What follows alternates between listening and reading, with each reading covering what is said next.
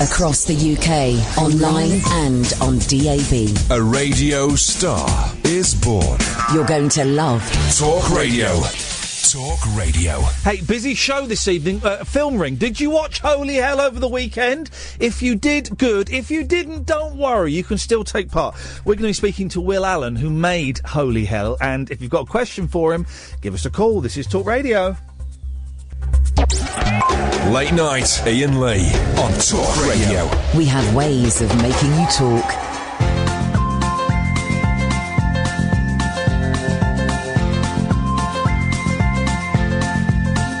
There's a voice that keeps on calling me. Down the road, it's where I'll always be. Every stop I make a new friend. Can't stay for long, just turn around and I'm gone again. Maybe tomorrow I'll wanna settle down. Until tomorrow I'll just keep moving on. Down this road that never seems to end. When new adventure lies just around the bend. So if you wanna join me for a while, just grab your hat, come travel light, that's hobo style. Maybe tomorrow I wanna settle down. Until tomorrow, the whole world is my home. So if you wanna join me for a while, just grab your hat, come travel light, that's hobo style. Maybe tomorrow I wanna settle down. Until tomorrow I'll just keep moving on.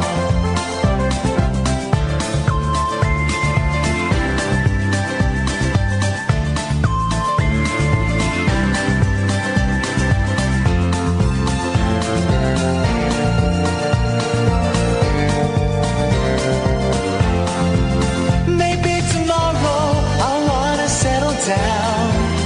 Until tomorrow, I'll just keep moving on. There's a world that's waiting to unfold. A brand new tale no one has ever told. We've journeyed far, but you know it won't be long. We're almost there and we paid our fare with a hobo song. Maybe tomorrow, I'll wanna settle down. Until tomorrow, I'll just keep moving on. So if you wanna join me for a while, just grab your hat, come travel light, that's hobo style. Maybe tomorrow I'll find what I call home. Until tomorrow, you know I'm free to roam. So I think we might have got the time difference in America wrong. So we thought Will was coming on at the top of the show, and we've just called him up. He's on a bus. And I think so you can give us a call now if you want, because we have to fill for a bit. 0844 499 1000. Boring backstory, but we were talking initially that we were going to speak to him when he was in California, and he's not in California. He's in the middle of America, where they have a different time zone, Central Standard Time. Is that right? Someone know? And so as we were calling him, I was thinking, no, hang on, would we be an hour early or an hour late? I can't. Isn't it weird, right? I'm a 43-year-old dad of two. I can't work out time differences. I can't get my head around time differences. Either way, he's on a bus at the moment, Will Allen, the director of Holy Hell. So we're going to call him in about 10 minutes' time, and we will have him then, okay? Which is good. So we're going to be doing Film Ring in a second. And now is an excellent time to inform you of some bits and pieces that are happening in the future. On a Monday, October the 31st, Catherine and I are going, is it Macclesfield? Is that where we're going? We're going to a haunted pub in Macclesfield. And I guess if you're in the region and you're over the age of 18, you're welcome to come and sit in a spooky boozer, a spoozer, if you will, and join us, the Bait Hall, on Monday, the 31st of October. Show will start at 10. I guess they'll kick you out at 11. That's what happens in pubs. We'll be sticking around and doing the rest of the show from there. And I guess we'll be there from about 8:30, 9. So if you want to come and join us, I'm not buying any drinks for you, he said, looking at Catherine. Or you, dear listener. You'll have to buy your own drinks, OK? But you're all welcome. The Bait Hall in Macclesfield on Monday the 31st of October, with lots of spooky goings-on. Hopefully, fingers crossed, there's going to be a medium there as well to try and communicate with the dead. And I was thinking we can do that, what's it called, EVP, where you set a recorder, a tape recorder. I bring my digital recorder, and you can play it. And we'll do, not a séance on air, because I don't think you're allowed to do a séance on air, are you? We should check the Ofcom guidelines. I know you're not allowed to hypnotise somebody on air. I don't think you're allowed to do a séance on air, but we can do a little thing where we will sit with the electronic recorder, and we'll be silent, and we'll just ask a question every now and then we'll go and put it in another room, and then we'll check that later in the week and see if we've recorded anything. What if? Here's the thing, dear listener. What if we come away from the Bait Hall in Macclesfield with actual evidence that ghosts exist? It's a possibility. We might. It could be the show we do that from there could be one of those classic shows where people say, "Well, of course, there was a radio team from London, England, went to the north of England in 2016, and they recorded the following spooky phenomena." We could become an example. An example. So that's happening. Friday the 28th, we've got a guy called Glenn. I can't remember his last name. He's written a brilliant book, which I'm halfway through.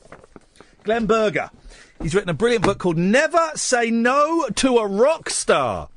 And it's weird because it's about him working in the recording industry in the 70s. And the first paragraph is him as a kid rocking up at this recording studio, 17. And James Brown is cutting a record. It's his first day on the job. James Brown is cutting a record, and everyone breaks out a load of cocaine. And he's now a very well-respected therapist. I think he might be a psychotherapist. I'm not totally sure. In working in America. And he's just fascinating. Absolutely fascinating book. I can't recommend it highly enough. What other guests we got? This week we'll play out the John Lydon interview. We've still got Melanie. Have we got anyone else? Oh, we got the Quo. We got Francis Rossi from the Quo. We're going to go and meet Francis Rossi from Status Quo. I know. It's nuts, isn't it? Very excited about that. If you have suggestions for guests, send me an email at Iain Lee. No, that's my Twitter name. Iain@iainlee.com. With suggestions. And I don't always get to reply to all the emails because sometimes I get swamped down by life. And sometimes I think, right, I'll here's what I tend to do when I get emails. Iain@iainlee.com, right, is I think, I haven't got time to give that a detailed reply now. I'll do that later on when I've got a bit more time. And you know what? You know what, Alan? I'm doing a fundraising event, Ian. Okay. I never then send those emails. I never then reply to those emails. I'll reply to those emails later when I've got enough time to send a fully detailed reply. And then I'll never do. So if you've sent me an email and I've not replied, oh well, sorry about that, guys. Tell us about your fundraising event. I'm doing a 12-hour sponsored silence on November the 18th for children in need. Oh, jeez. A 12... Yeah, make it... It's boiling in here. You're doing... How long? 12 hours. So what, you're just going to go to sleep? No, I'm not going to talk. I'm going to be fully awake, but I'm not going to be talking. Is it a day that we're on the air? It's a Friday night. Oh, beautiful. I'll be calling after 11 in the evening. No, hang on, when do you break your silence? 11 p.m. Could you call before 11, say about 10? No, I'll be a fail. Well, you don't have to say anything. We'll see your number come up. We'll recognise it's you and we'll call you back. It could be the best phone call you've ever made to a radio station, Alan. No, I said to myself I wasn't going to use the phone till after 11 p.m. Oh. so that way I can do a karaoke tune live. Well, hang on a second. You won't be speaking on the phone. This will be your... Oh, this is for children in need, yeah? Yeah. Do you want those... charity. Do you want those sick kids to benefit? I've got 90 quid in sponsors already. Wow. And I've got a donation page online, which has got £15 on there so far. Wowzers. That is brilliant. And that's only one day of sponsors. Exactly. I was wondering if I can count on your support, Ian. You can certainly count on my support in a non-monetary fashion. I mean, if I give Kath the website address, they can probably post a link and get more donations. Well, you can certainly go and do that, Alan. Thank you very much indeed. Yes. I'm not going to sponsor him. Not going to sponsor him. If I sponsored, imagine if I sponsored everybody that phoned up this show and asked me to sponsor them. Well, I would literally just be sponsoring Alan Caddick because he's the only person that's phoned in and done that. But no, is the simple answer. Yes, Rashid. Ian, I know I've got a bad line. I just wanted to put a question forth. You can ask if it's possible. You can make a note of it and ask for me because I know my line's bad. No, your line's. Hang on, your line's brilliant now. All right, I think it's because I'm in like a stationary. Can we call you in 10 minutes? Go on then. Yeah, you can. Flipping heck, mate! Don't sound too enthusiastic. Go on then, you can call me in 10 minutes. Thank you very much indeed, Rashid. We'll call him back in 10 minutes. John Lydon this week, Melanie probably this week, Francis Rossi next week. A little update as well. Lots of you have been using Matthew Stevenson's excellent site for downloading the full show podcast. It has to be said the full show podcasts are unofficial. They are not sanctioned by Talk Radio. They are hooky. And while I've been entirely backing Matthew's efforts in this area, I've kind of had a little word with him just to ask. And it's totally down to me. So people sending him abuse, don't send it to me. Or actually, don't. Just get a life. I've asked him if we can stop putting the full show podcast up for a little bit. Just because I'm in a business, guys, that's driven by figures, okay? And we got new bosses, and I want to look, cool for the new bosses. So I'm aware that a lot of the people that were downloading the unofficial podcasts weren't downloading the official podcasts. And so I've asked Matt to stop putting up the unofficial podcast. Boy, oh boy, the furore it created on Twitter over the weekend. It was nuts. He was getting abuse. Kath was getting abuse. I was getting abuse. It's my call on this one, guys. And what a surprise. Within hours of that announcement being made online, the official show podcast that you can get from iTunes and all your podcast providers jumped up 35 places in the iTunes chart. You know what I'm saying, guys? You know what I mean, Jelly Bean? So, for the foreseeable, I'd really appreciate it. And some people go, well, I'm never going to listen again. You've lost me as a listener. What? Well, I'm not going to listen to the Best of podcast. What? The Best of podcast that runs at, nearly an hour and a half? The bosses think it's only 25 minutes. So already we're getting one over those squares, huh? I'm not going to listen again. And then some woman's having a pop at Kath, and then she says, well, I was really looking forward to the John Lydon interview, but I won't be listening to it now. What?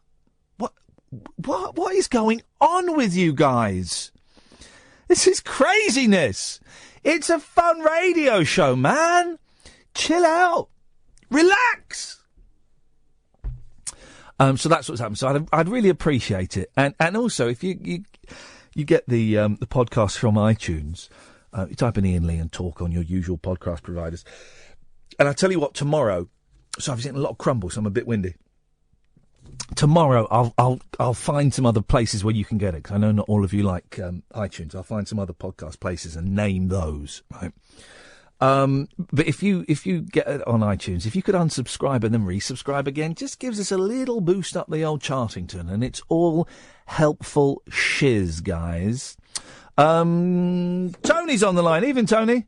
Hello, how are you? I'm good, thank you. Tony, what you got for us? Okay, well, I know I haven't got long.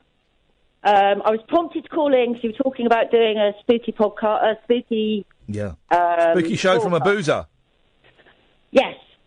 Yep. Which then made me think about something else. So it's twofold, my call, very quickly. Yeah, go on. You take your time. Okay. Well, first of all, I was going to ask, do you remember that show, Ghostwatch? Yes, I do. Did it scare you at the time? I don't think I watched it. Oh, I did. I don't think I watched it. It was Sarah Green and Mike Smith and Parkinson, wasn't it? And it was supposed to be a live haunting. Yes. Yes. And it was, but oh well, if you didn't watch it, then don't worry. Sorry. No, that's all right. But then I thought about asking you, which may go into the film ring thing. Yes. Was films, spooky films, scary films that have had a long-lasting effect on you, on one. Yeah.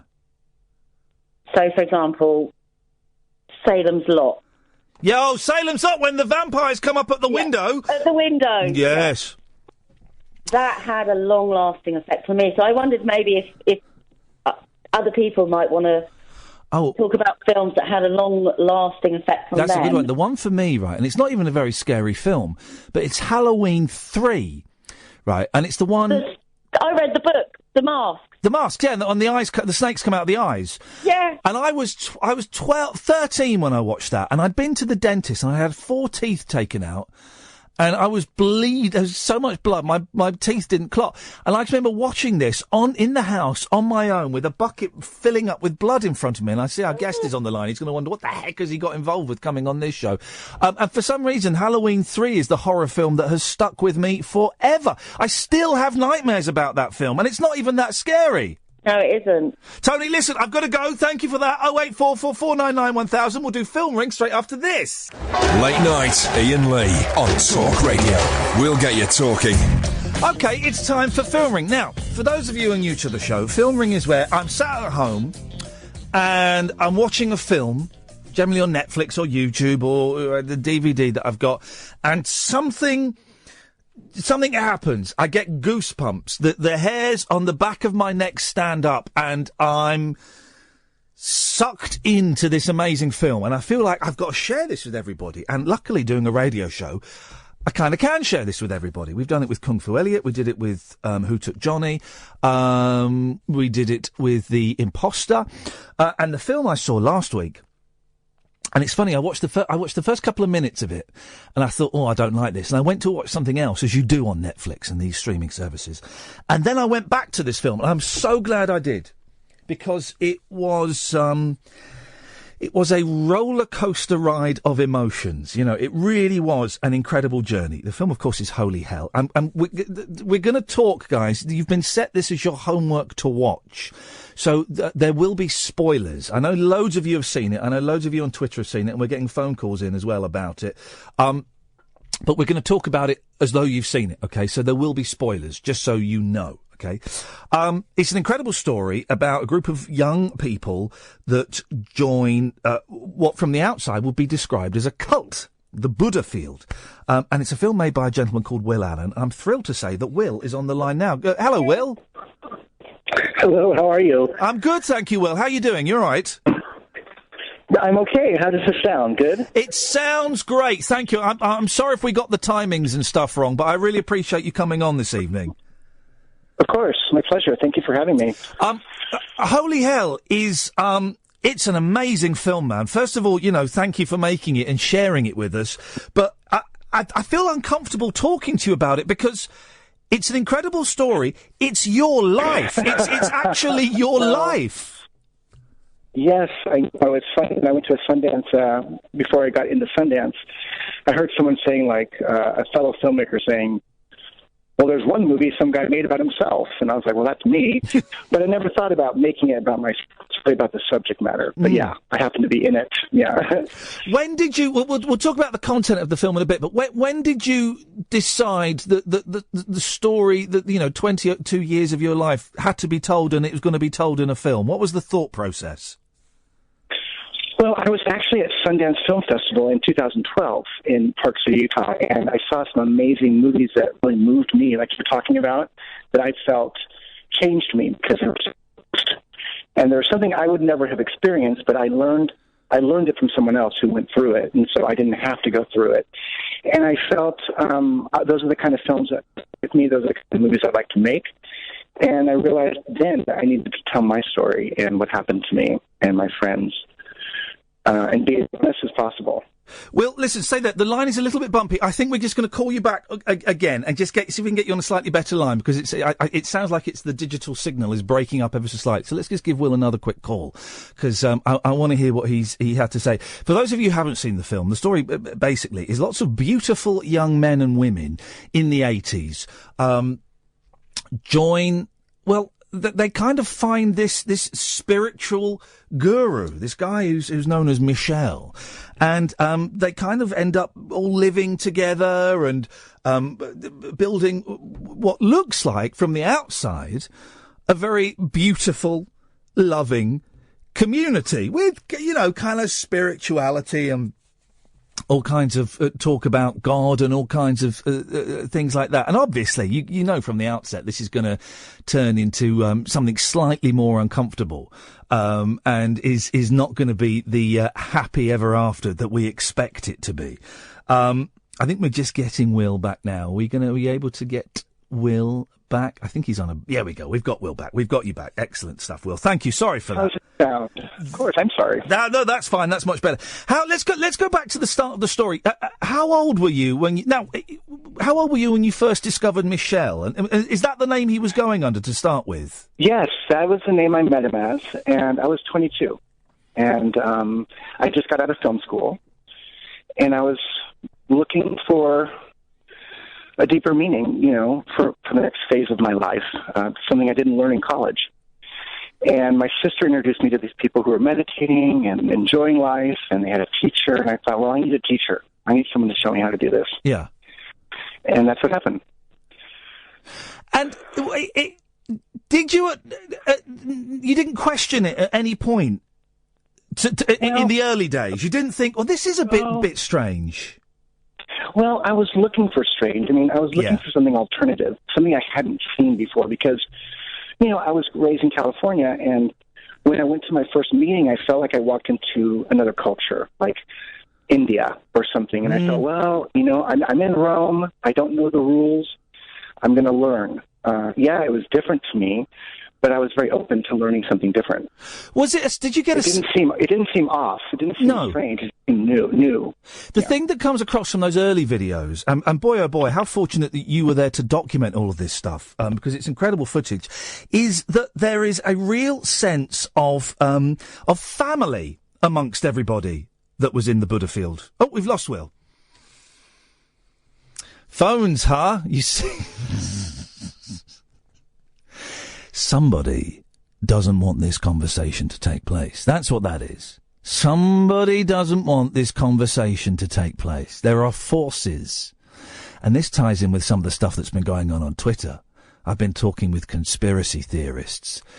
Somebody doesn't want this to take place. Might be. There we go, Will. We've got you back. Yes. No. Sorry, it might be the building I'm in. Go ahead. No, I was just saying somebody doesn't want this conversation to take place, Will. There are forces. I was saying it looked like a really lovely family atmosphere for lost souls. Does that sound about right? Well, I don't think it was lost souls. I thought it was very adventurous souls. I mean, we all were very adventurous. We were all very we had seen parts of the world. We really weren't happy yet. We really hadn't found anything that was satisfying in any culture, whether it's art or intelligence. So I think that we were lost, but we weren't broken. Yeah. We were looking. But some of us were broken. We were all kind of troubled from our childhood on some level, so we're always growing. What was it about Michel? Obviously, he's a very beautiful man, stunning to look at, and he's obviously very charming and very funny. What was it, do you think, that he managed to get so many young people sort of under his spell? Well, the teachings he spoke from, the books that he read, were very revolutionary for us. They were very kind of outside the box, and he was he was radical. He was funny, irreverent. He was political. He was irreverent to a lot of different things, and we thought he was smarter than we were. I mean, he seemed smarter than all of us, right? And that's kind of what you want in a teacher, someone who knows more than you. And he also spoke on the spiritual realm, like he had been into the universe and back, and he can help us to understand how to get there ourselves. And it was kind of self-empowering at the beginning. Like, I can show you how to be free and to no longer have the downside of life, like the negative ego. You know, I can show you how to stay in the higher parts of life, and you won't experience the downside. And we were all like, okay, that sounds fantastic. You know, how to get out of the negative ego. Yeah, well, it does sound fantastic. And he seems to, from the videos that you shot, he seems to be, you know, emanate serenity and a peace. You know, he looks like a very peaceful person on the outside. Well, I will tell you in his behalf, I've never met anyone more devoted to meditation or still at that time. He was very still. He loved to be quiet. He resonated stillness. And, you know, we were all in our 20s, very hyper and crazy, and we didn't know how to be still. And so we learned how to cultivate that stillness and quieting the mind, and then moving from that place of stillness and abundance, ideally. Well, I just realised, are you all right talking about Michelle as openly as this? Because, of course, he abused you, and he abused, you know, a big number of your friends. And I'm just aware that actually we're talking quite casually about someone who had a massive negative impact on your life. I know, but we have to talk about him positively too, for anyone to understand why we stayed, why we were there. So I have to bring up the positive things, otherwise it's not balanced. Okay. And those are the reasons that, you know, it's like a marriage. Let's just say that you fell in love with someone at some point when you're in your 20s, and you had a couple children, and it turned out really, really bad. And the person was a liar, a narcissistic sociopath. Well, you still have the children. You still have some good experiences, and you can't... And those help you understand why you stayed. You know? What the early days looked like a lot of fun, and you know, and lots of group massages and things like that. I studied performing arts, Will, so we had group massages. We were doing, you know, we were all very touchy feely.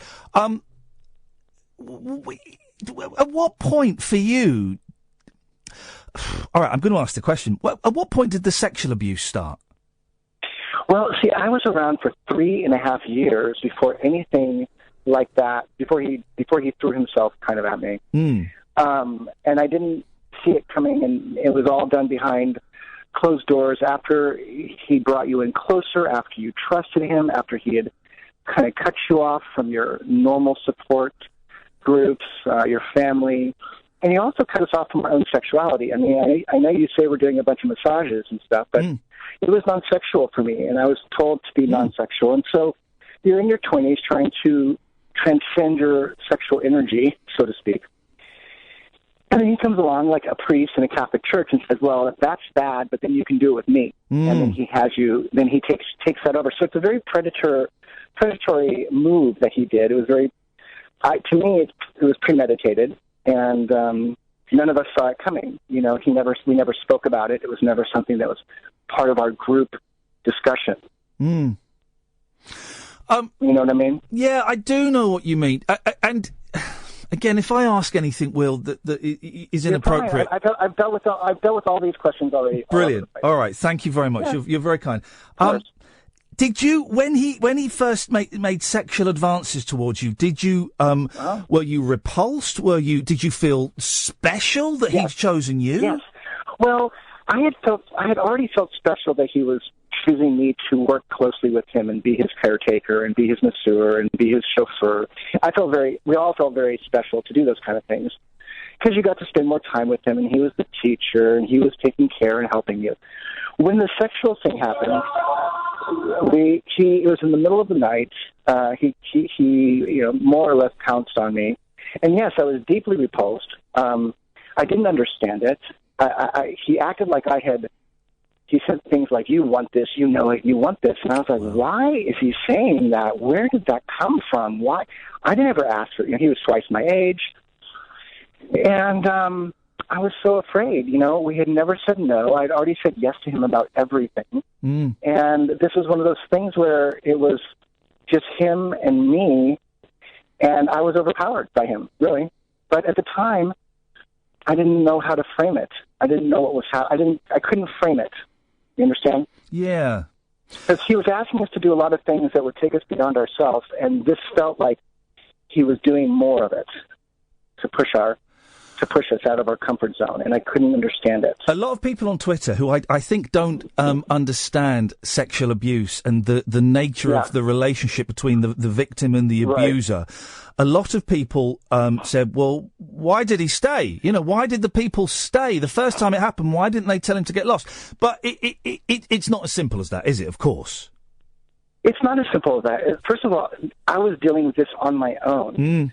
I didn't tell anyone about it. Like happens with children, it happens with people. They never share about it, and they try to deal with it themselves. And they're dealing with someone who's overpowering you. You're in a relationship that's not, it's not equal. One person has more power, and they can use that. And in this spiritual setting, we were actively relinquishing power on a level, not to him, but overall. We were in a learning environment where we don't know, we're here to learn. And so he used that and abused that. And we stayed for a million reasons. I'll tell you something. This might help someone understand. When the sexual abuse started happening with me on a weekly level, on a weekly basis, as soon as it was over, I would just bear through it, and I would say to myself, okay, it's over. You have a whole week before you have to worry about this. You have a whole week with your friends. Everything goes back to normal. Everything is beautiful. And then the next week would come around, and Tuesday would approach, and I'd get nervous, and I'd be like, 2 more days, and I have to deal with that whole thing. And then the next day would happen. And then Thursday, I'd be panicked all day, and then he would do his thing, and then I would be like, okay, I have a whole week. And so this is how abuse happens. You don't realize, a lot of people don't realize, I didn't know I had boundaries. I didn't know I could say no. I didn't know I had physical boundaries that were being ruptured, right? Does that make sense? Yeah, no, completely. You have to ask permission for all these things, and this person didn't,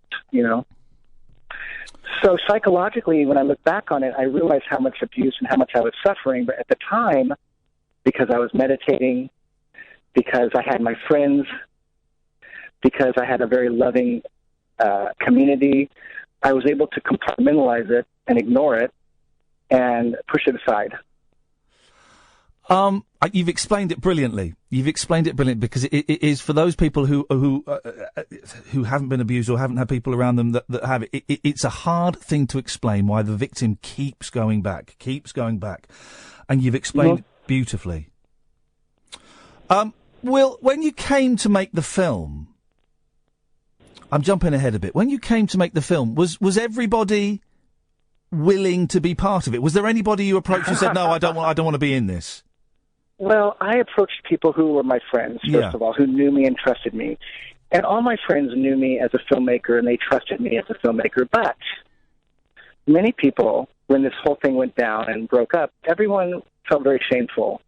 Everyone felt very ashamed of what they had done, what he had done, how he had spoiled our experience, how he had ruined everything. And no one wanted to talk about it. People wanted to move on. And there was a lot of damage and a lot of scars, and a lot of people have to heal those things in their own way. It took me 5 years before I really felt like I could even talk about it in a movie format. I couldn't have done it right away because I wasn't clear about what happened, I had to work with psychotherapists. You have to do your work afterwards to untangle yourself from any kind of bad commitment that you're in, whether it's a relationship or a business or... there's abusive relationships between men and women all the time, and women don't have, or men even don't have the strength to get out of it. So a lot of my friends had to heal in their own way, and a lot of it included not talking about it or not being exposed. But a lot of my friends are very, very brave and very we don't care. We want to talk about this. It's very important. And so those are the ones who I played with. They were the ones who helped me. They all of them seem like such lovely people. You have such lovely friends, Will, and they all. I did. Sorry, go on. Yeah. No, I was going to say multiply that by 100. I have 100 of people like that who are very alive and loving and friendly. And that's kind of the thing you don't want to leave. A lot of these religious type groups, environments, and cults and religions, when you leave everyone. You can't have both. You can't be in the world and in a secret community because it's its own universe. And so no one wanted to leave each other is really what happened. I think over time we got attached to each other. When it came up, when you were still part of the community, when that email was sent out by a disgruntled former member that basically said, I've been sleeping with Michelle and he's been doing this, this and this and it's been against my... That must have been quite stunning for the community. Well, it was shocking, and that's what made the group fall apart. But what's even more shocking is that a lot of people refused to read the email. A lot of people don't want to hear it because they don't want to hear negative things, because their faith and that it's a very delicate thing, and they don't want to hear negativity. So a lot of people wouldn't listen to it, and a lot of people thought the guy who wrote it was crazy, and the teacher would tell him all those things are lies, and you tend to trust the teacher over some layperson. You'll trust the teacher who you've devoted yourself to over some guy who's angry, right? Well, he's angry. Why would I believe him? Yeah. So it created more confusion because half the people at that moment left, and half of them, me included, were like, "Well, we've devoted our whole life to this. It's like." We can't just quit. It's like it's our life. It's our religion. It's like everything. Yeah. It's our belief system. We've devoted ourselves to it. So it took a lot of us time, like months, to get out of it and to separate ourselves from his control, his mentality, his way of thinking. He had imposed his thoughts into all of our brains forever, and we had to divorce ourselves from that and come into our own critical thinking, our own intuitive understanding of ourselves. And it had nothing to do with him. We had to get rid of him to do that. And that was the beginning of it. And I'm going to tell you, when I made this film, I never felt like the people who are with him now are going to see it because a lot of people didn't read the email. A lot of people won't watch the movie. But I will say that right away, about 50 people left him. Right. Just because of the movie. And then there are those really diehard, devoted people who will debate the movie, it's not true, or, things like that. Yeah. We don't need to hear that. They've just twisted everything, Oh, you're the equivalent of the angry guy sending out the email. You're just an angry guy that's made a film. Well, I went out of my way. I'm not an angry guy. Well, no, but this is what I'm saying. They might perceive you as being why would they believe you? Yeah, exactly. I am. But hold on a second. The thing that's great about a film like...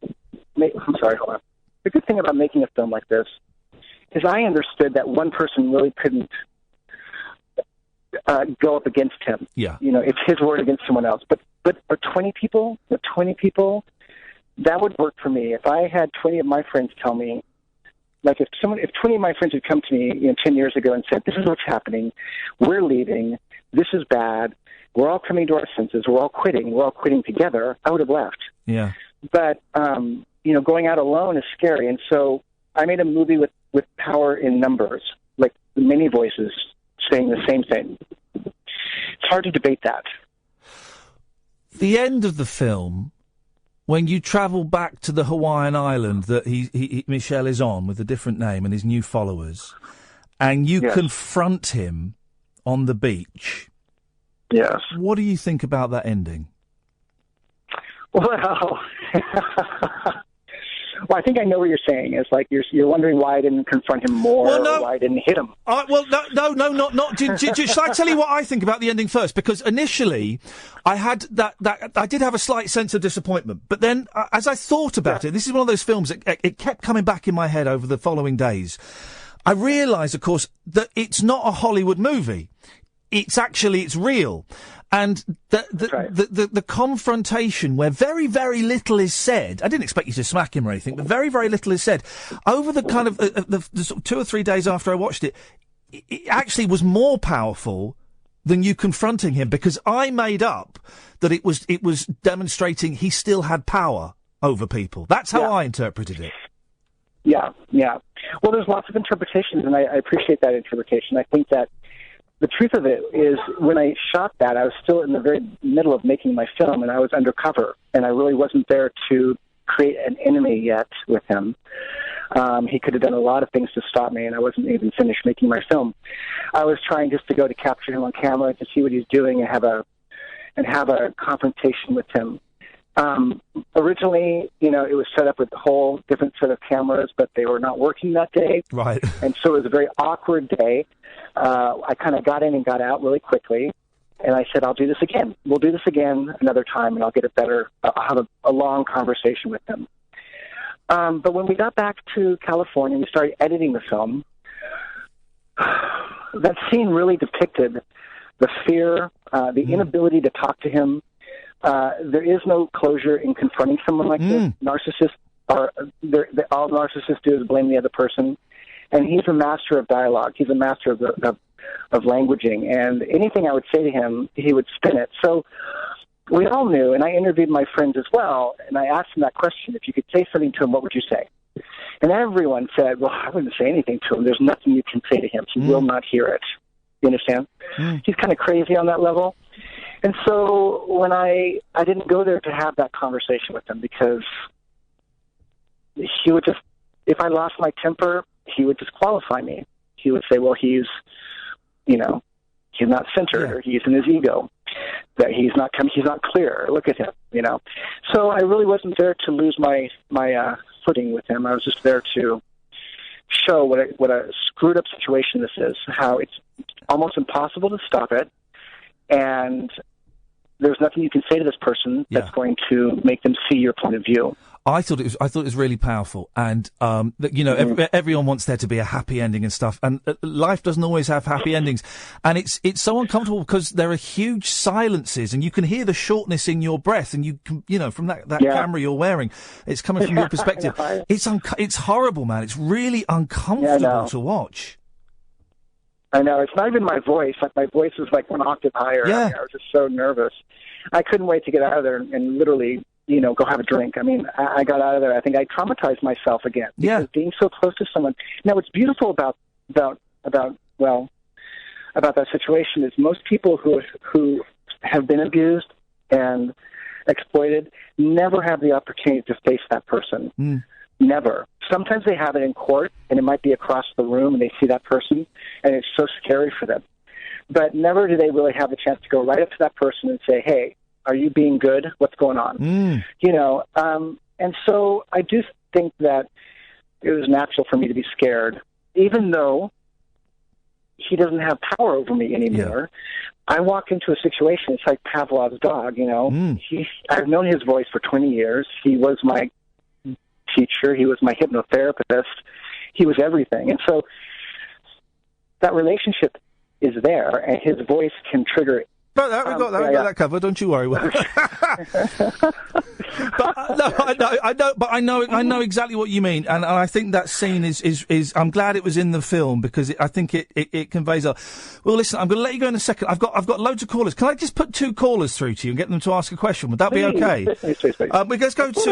Let's go to Tris first. Tris, you're through to Will. What do you want to ask? Hi there, Will. First off, really, really good film. Really enjoyed that a lot. Me and my wife watched it, right? And at the start, I can see completely why you joined up. I was thinking, like, my 16, 17, 18-year-old self, I would have absolutely joined that group in a heartbeat. It looks amazing.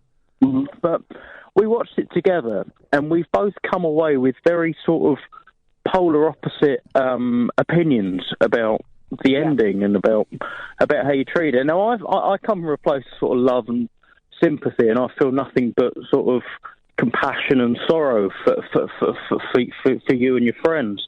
But my wife's come away with a lot of anger, feeling that how you almost protected him and hid him and moved him across the country so that he could keep abusing in effect.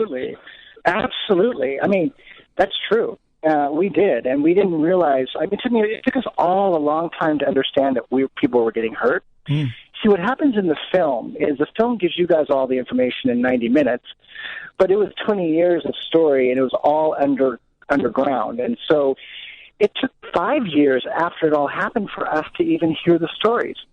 Like the thing that happened to Chris, the guy with the beard, the straight boy, I didn't know that until I made the movie. So back in the day when we're still protecting him, it's like people protect their religion. Like people protect Trump. You know, there you go. No matter what, Yeah. still, because they're protecting their Republican stance, they're protecting what they already think is right, and so they're really defending a multitude of things. Their commitment, they're defending their commitment. They don't want to say they were wrong. They don't want to give up. They don't want to quit. You know, they hold on, even a good job. People hold on to bad relationships way after they're no longer good. Yeah. But yes, it's sad, and I feel very bad that I spent so many years protecting him. I felt like it was my job. I felt like I was protecting other people from him. And I also felt like I was protecting other people's innocence because I didn't want him to spoil the beauty of meditation. Because everyone has the right to experience beauty on their own, and he just ruined it for everybody and spoiled it. And so, yeah, we weren't really defending him. We were trying to kind of protect the group, I think, and keep people together so we could live harmoniously. And it was wrong, and we feel bad about it. And that's why I made the movie, to make peace with that, and to make it right. Well, let me take one more call. Then we'll find out what you're up to next, and then we'll let you go. Rashid, thank you for that. Oh, it's a pleasure. Rashid, you're through to Will. What do you want to ask? Iain, I've got two quick questions. Go on. Okay. First one is, thanks, Will. Thanks for sharing your stories. First one is, you know, when he was taking you guys into the forest and choosing people to make them connect with the higher force and let the secret out. And the knowledge. The knowledge. Those feelings of electricity and shaking and all this phenomena that when he touched you, how do people explain that? That's the first question. And the second question is, faith is a very precious thing to people when they find something that they believe in very strongly. And when it's shaken like that, or when it's interrupted, how do you feel now? And do you still believe in God? And have you found center? Have you found peace?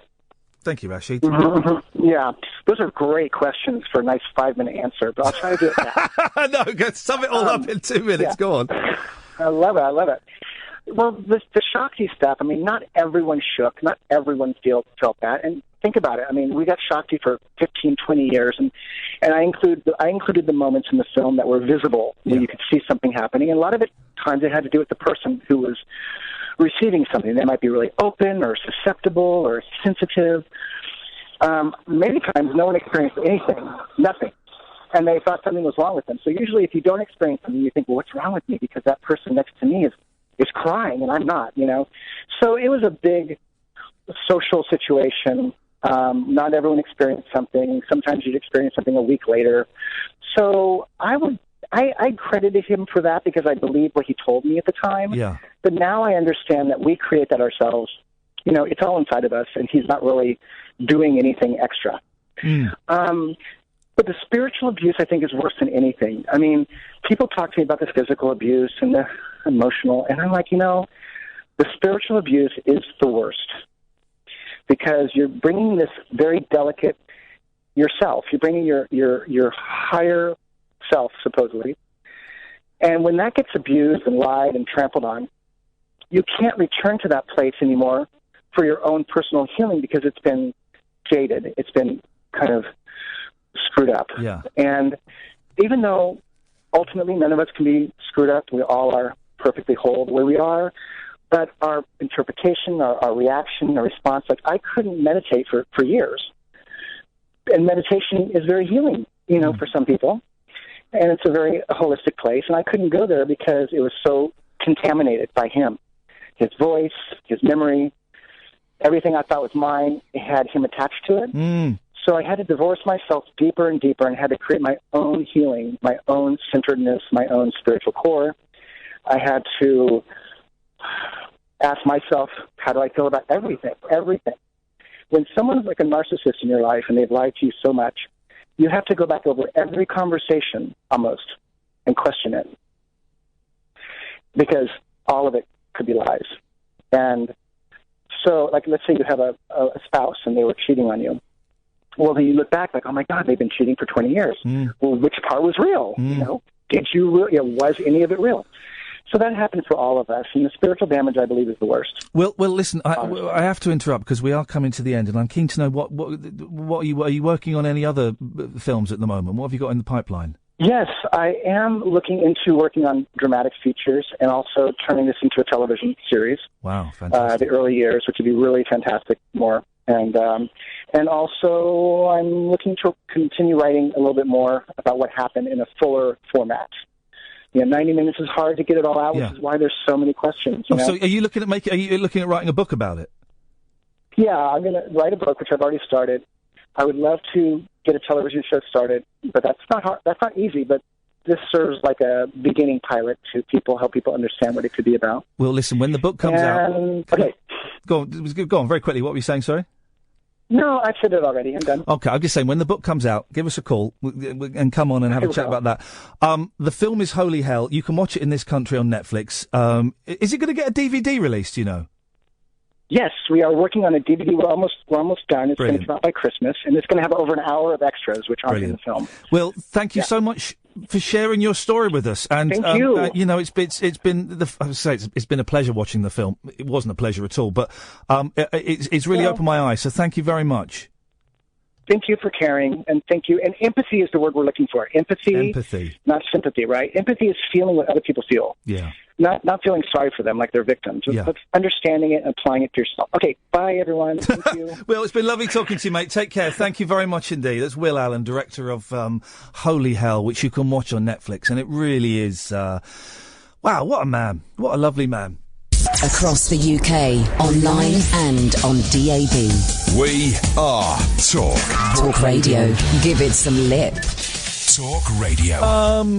Will Allen, nicest bloke in the world, do we think? Yeah, nicest bloke in the world? Wasn't that great? We'll put that as a podcast.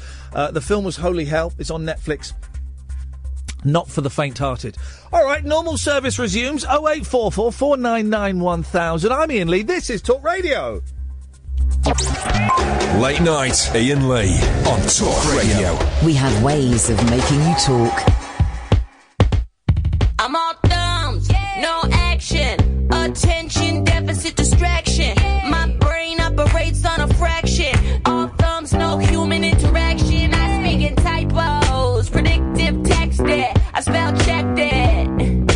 I stand autocorrected.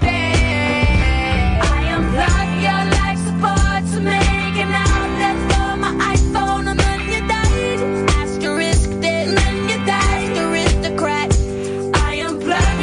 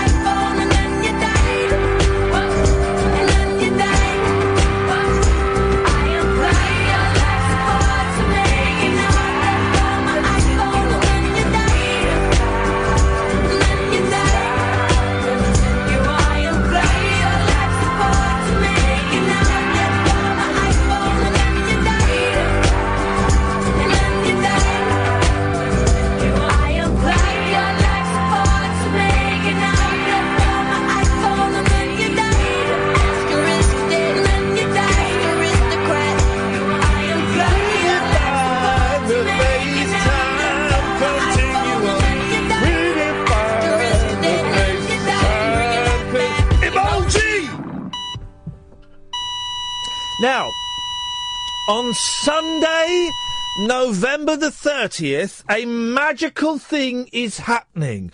We are doing the first of what may become a semi-regular. We may have a semi.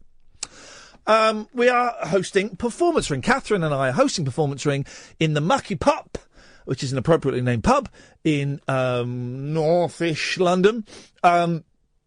It's sold out. So what are you going to do about it? We might release a few more tickets. You might have a few more tickets. I have to see. And it's a variety evening made up entirely by you, dear listener, doing the acts and the turns. And that reminds me, I must email everybody tomorrow, otherwise Dana's going to send me a stroppy email saying you've not emailed everybody like you said you would, and I'll be in trouble. So I'll do that tomorrow. It's tomorrow afternoon's project. And we've got a magician. Oh, did you see the tweets from the magician, Kath? He tried it the other day and it failed miserably. Don't matter. It don't matter. This is. I was talking to Scroobius Pip today. I was recording an episode of his podcast, and we both said that we both agreed that you learn your most when you fail. You learn when you fail. If you don't fail, you don't learn anything. You just stay in that kind of safe bubble. The best shows for me are the ones where it goes hideously wrong. You know, and whether that be a live show or a radio show, TV, it's kind of hard for it to go wrong on TV because everything is so well rehearsed and practiced. It's hard. But I've been in front of audiences and died on my arse. And at the time, you want to jump off a bridge. Of course, looking back, those are the shows where I learnt the most stuff. And the same with the radio show. So if you come along and you do an act, whether it be magic or singing or you made a film or you're pushing a wheelbarrow across a stage, and it doesn't work, well, I can't think of a better place for it to not work than at Performance Ring, where the audience of 80 or 90 people will all be willing you on, you know, and no one's going to go, oh, yeah, brilliant, he fell on his arse. There'll be none of that. It's going to be a very supportive environment, and we're doing another one at Christmas. That's sold out. And then we'll probably take January off, and then from February onwards, we might make it a monthly thing. We'll see. If there's enough people that want to come, and if there's enough acts that want to perform, then we'll make it a monthly, maybe every other month. I'm not quite sure. Anyway, 08444 499 1000. The inspiration for this evening, this Performance Ring evening, and he will be performing at Performance Ring, is a gentleman called Jim the Dancer. Jim the Dancer's on the line now. Evening, Jim. Hello, Ian. How you doing? I'm very, very well, Jim. How are you doing, fella? Yeah, not too bad. I've been missing my friend, but I'm bearing up to it. I see you've been busy. Yeah, I have, yeah. You've been making some videos? Yeah, I've been making open mic videos and things, yeah. Was it you that posted a video online of a cat doing Saturday Night Fever? Yeah, that's the one. Yeah. That's the one. Yeah, it's absolutely brilliant. It's nuts and it's brilliant. I was watching that and chuckling away to that. Oh, thanks very much. I filmed it last year before, everything went wrong. Yeah. And then the bloke edited it for me this year. Oh, well, do you know what? It was worth the wait. It was a cracking... is it on YouTube? Yeah, it's under Saturday Night Fever. There we go. I'm going to while I'm talking to you, Jim, I'm just going off microphone because I'm going to find it and I'm going to tweet it so everyone can have a look at it. Saturday Night Fever. Here we go. With Sheba, the disco dancing cat. Yeah, that's the one. That's the one. Yeah. There we go. I'm going to. If you follow me on Twitter, you're going to get a slice of this now. It really is the most bonkers thing you are ever going to see online. There we go. Jim, what can we do? What can we do for you this evening? I was just ringing in about the Halloween sort of carry on, Oh, yeah, go on. As I'm invited to the show, I don't know whether I should be doing what to do, what costume to bring, So probably be Halloween, won't it? Well, it's the 30th of October. It's going to be a very, very spooky night. What spooky costumes have you got, Jim? I've got quite a few Halloween ones. I've got of course you have. all sorts. Be better to surprise everybody on that night. This is what I like about Jim. He's a proper entertainer, old school. Bring something spooky along, and we'll have. Don't come as a killer clown, though, will you? Because you'll get arrested. Oh yeah, no, I won't be like that. No, can't do a killer clown anymore. They've ruined that by killing people. And I'll have. How will you have your music? Because I don't know if there's a I'm sure there's a CD player there. Let me check. I think there's a CD player. Otherwise, I can have the song on my computer. Okay, yeah, that'd be all right. Maybe I might do a backing track where I sing it myself, or I could do the actual record itself and mime it or something. Well, if you want to sing it, mate, listen, whatever you want to do, Jim, we will make it work for you that evening. I'll check. I'm sure there's a CD player there. I will check. And if not, we'll make it work. I promise. Yeah, sure. Yeah. All right. That's nice good. Yeah. All right. All right, That's what it's all about. Exactly. It's all about. We've got some really good acts coming, and we've got some really unusual acts coming, and we've got some people who don't actually know what they're going to do coming. And it's going to be a right old laugh, Jim. Yeah. One more thing just before I go there. Yeah, go on. He's talking about things going wrong on the stage and all that. Yep. I was in Fulham in a place with 200 people, and I took my spaceship in there. Of course you did. And it all fell to pieces. Well, how big's your spaceship? It goes on my back. It's a big, huge thing, you know. It's you need a trailer to carry it along, but I got it on my back and everything just fell to bits on the day. And what song were you dancing to? Calling occupants of interplanetary craft? 5, 4, 3, 2, 1, Manfred Mann. What the hell has that got to do with spaceships, you lunatic? I don't know. I just pulled the levers and all the smoke come out.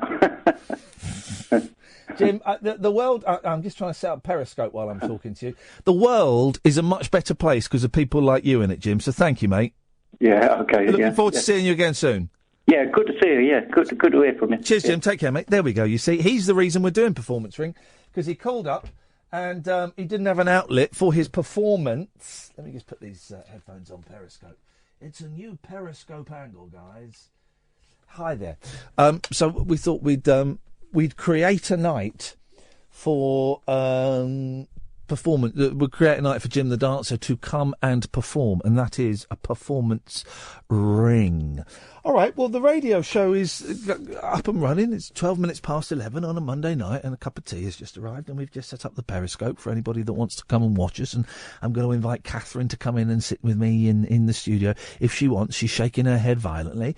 Gosh, that's good. And then we'll have a little look through the papers, shall we? You can call up. You know the rules. Anything goes. 0844 499 1000. 0844 499 1000. We call you back. I'm Iain Lee. This is Talk Radio. Late night, Iain Lee on Talk Radio. We have ways of making you talk. Wasn't Will Allen, the director of Holy Hell, the nicest man in the world? And the phone line dropping out was really frustrating, but he was really cool about it, and he was just, every time I phoned him back, I was like, yeah, I'm good to go. I think he actually really enjoyed talking about his film. Of course he did. Of course he did. But he got a kick out of the fact that we had listeners calling up and who were interested. It must be a nice little thing for directors, because we're choosing, quite... The Imposter was perhaps a bit of a bigger film, but the other films we've chosen have been small releases or difficult to get an audience for. I mean, Who Took Johnny? They struggled to get it out, let alone, get anyone to see it. They struggled for long. My chair's gone funny. So it must be flattering. They've all been American, haven't they? Yeah. It must be flattering to get an email from, an English presenter or English producer saying, we've been talking about your film on the show, and we've encouraged our listeners to watch it. Would you come on and discuss it with us? It must be quite a nice feeling. I mean, well, for all of them, because they've all been slightly obscure, way off the mainstream. I mean, there's been a theme of sexual abuse or abuse of one kind of another running throughout some of them. But I was talking to him off air. He was saying that he enjoyed the questions. He particularly enjoyed the second one, Rashid's second question. Yeah, which is about that void left behind when you've devoted so much of your life. I mean, some of those people were in that commune for... Well, he was there for 22 years. Yeah, so, that huge part of his life that he'd found it a sanctuary from the rest of the world. It was all... His friends were all part of it, and suddenly to not have that at all... He said he really enjoys that. He really enjoys the spiritual question of it, he said, because that's the thing I struggled with most. Nice guy, really nice guy. I look forward to that coming out on DVD. And if he writes a book about it, blimey, oh my goodness. We're in there. 0844 499 1000. Periscope is on. I've put Periscope on at an unusual angle where I look fatter than normal. Derek's on the line. Good evening, Derek. Hey, good evening, Ian. Good evening, Derek. Good evening. Probably a few things, but I suppose one of the things that was on my mind, because I do regularly listen, but it's been a bit on and off, and I'm wondering, have you done the Samaritans thing yet? Oh, no, we haven't. Do you know what? That's an excellent reminder. I'm just going to email them today. No, I'm going to email the Samaritans tomorrow. I was talking last week and then I didn't follow it up, but they are very keen. They've got a couple of people who would like to come on the show and talk about either having worked for the Samaritans or using the Samaritans. Mm-hmm. The latter's a little bit harder to find, but thank you, Derek. You reminded me that I forgot to do that today, so I'll chase it up tomorrow. No, I was fairly worried I'd missed it. No, and we'll put that out as a podcast as well. But thank you. I'll do that tomorrow. Okay, and country slice. What? Country slice? Is that your cake of choice? Yeah, because Ian asked me before and I didn't quite. Oh, it's taking you a week. Well, you've got to consider these things. A week. I've got to cut down on the cakes. I mean, if I'd said it really slowly, you'd have edited it. Yeah, I know exactly. Well, we had to dump our guest for being a potty mouth. Hey, here's the thing, Derek. We've pre-recorded the interview with John Lydon, right? Johnny Rotten. Mm-hmm. And we're going to play it one night this week, maybe. Guess who swore first in the interview, me or him? You. Yeah, totally. Totally. I dropped the C-bomb. He was shocked. He was. He shocked Johnny Rotten. He was. You shocked Johnny Rotten. And I said, don't worry, John, it's a pre-record. We can edit this, we can bleep these out. And yet he didn't. You did. I did, I shocked him. You could hear him gasp as I said it. Considering one of his, apart from his music, considering one of the things he's most famous for is for, swearing on TV. Well, yeah, exactly. You shocked him. I shocked him, exactly, you see. Well, apparently he wasn't swearing just at Ant and Dec, but at the Great British Public in hang on a general. minute. Derek is referring, of course, to the great Bill Grundy television programme. I thought you meant the other one. Say something outrageous, you dirty effing W. Like Tea Time TV, and Bill Grundy, I think was it Bill Grundy? Was that his name? I think it was. It was like 6 o'clock and Tea Time on ITV, and they had the Sex Pistols on, and he's really egging them on. So they're all just sat there bored, right? And he's going, go on then, say something outrageous. Go on. You want us to? Yeah, go on, say something outrageous. You dirty effing W. Wow. And of course, the Pistols look like heroes to the kids, and Bill Grundy never worked ever again because he'd encouraged them to go on. Yeah, exactly. It's a brilliant bit of footage. Well, I shall look forward to hearing the interview. Derek, it's going to come soon. Thank you, mate. We'll play it out probably later this week. It was a good interview. Pity about the swearing. Very disappointing. He did sound old, didn't he, John Lydon? Well, yeah. Well, he's not that old. He's only 60. He's older than he was. Yeah. Tony is talking about the magic shop in Slough. Yes, I do remember that. And she asked... Oh, it's Tony who's been talking to on the... Mm-hmm. Did you ask John if he quit the jungle due to fear of winning? No, I think he did say the thing in another interview about the reason he quit the jungle was because it was obviously he was going to win and he didn't want everyone else to win. But that's not the reason he gave us. No, that's not the reason. The reason was because... him and his wife had been booked to go on Lockerbie. I think they were nervous flyers anyway. But because they were booked to go on the flight that we now call Lockerbie, the one that blew up over Lockerbie, and they didn't make that plane, I think they both became extra anxious flyers. And while he was in the jungle, the producers refused to tell him whether his wife had landed in Australia safely or not. Yeah. And he considered that to be particularly cruel considering their history with aeroplanes. He said he didn't want them making entertainment out of his anxiety. Yeah, so he walked, was the thing. He was very interesting. He's fascinating. Absolutely, honestly, I'll lend you his book because it's a real...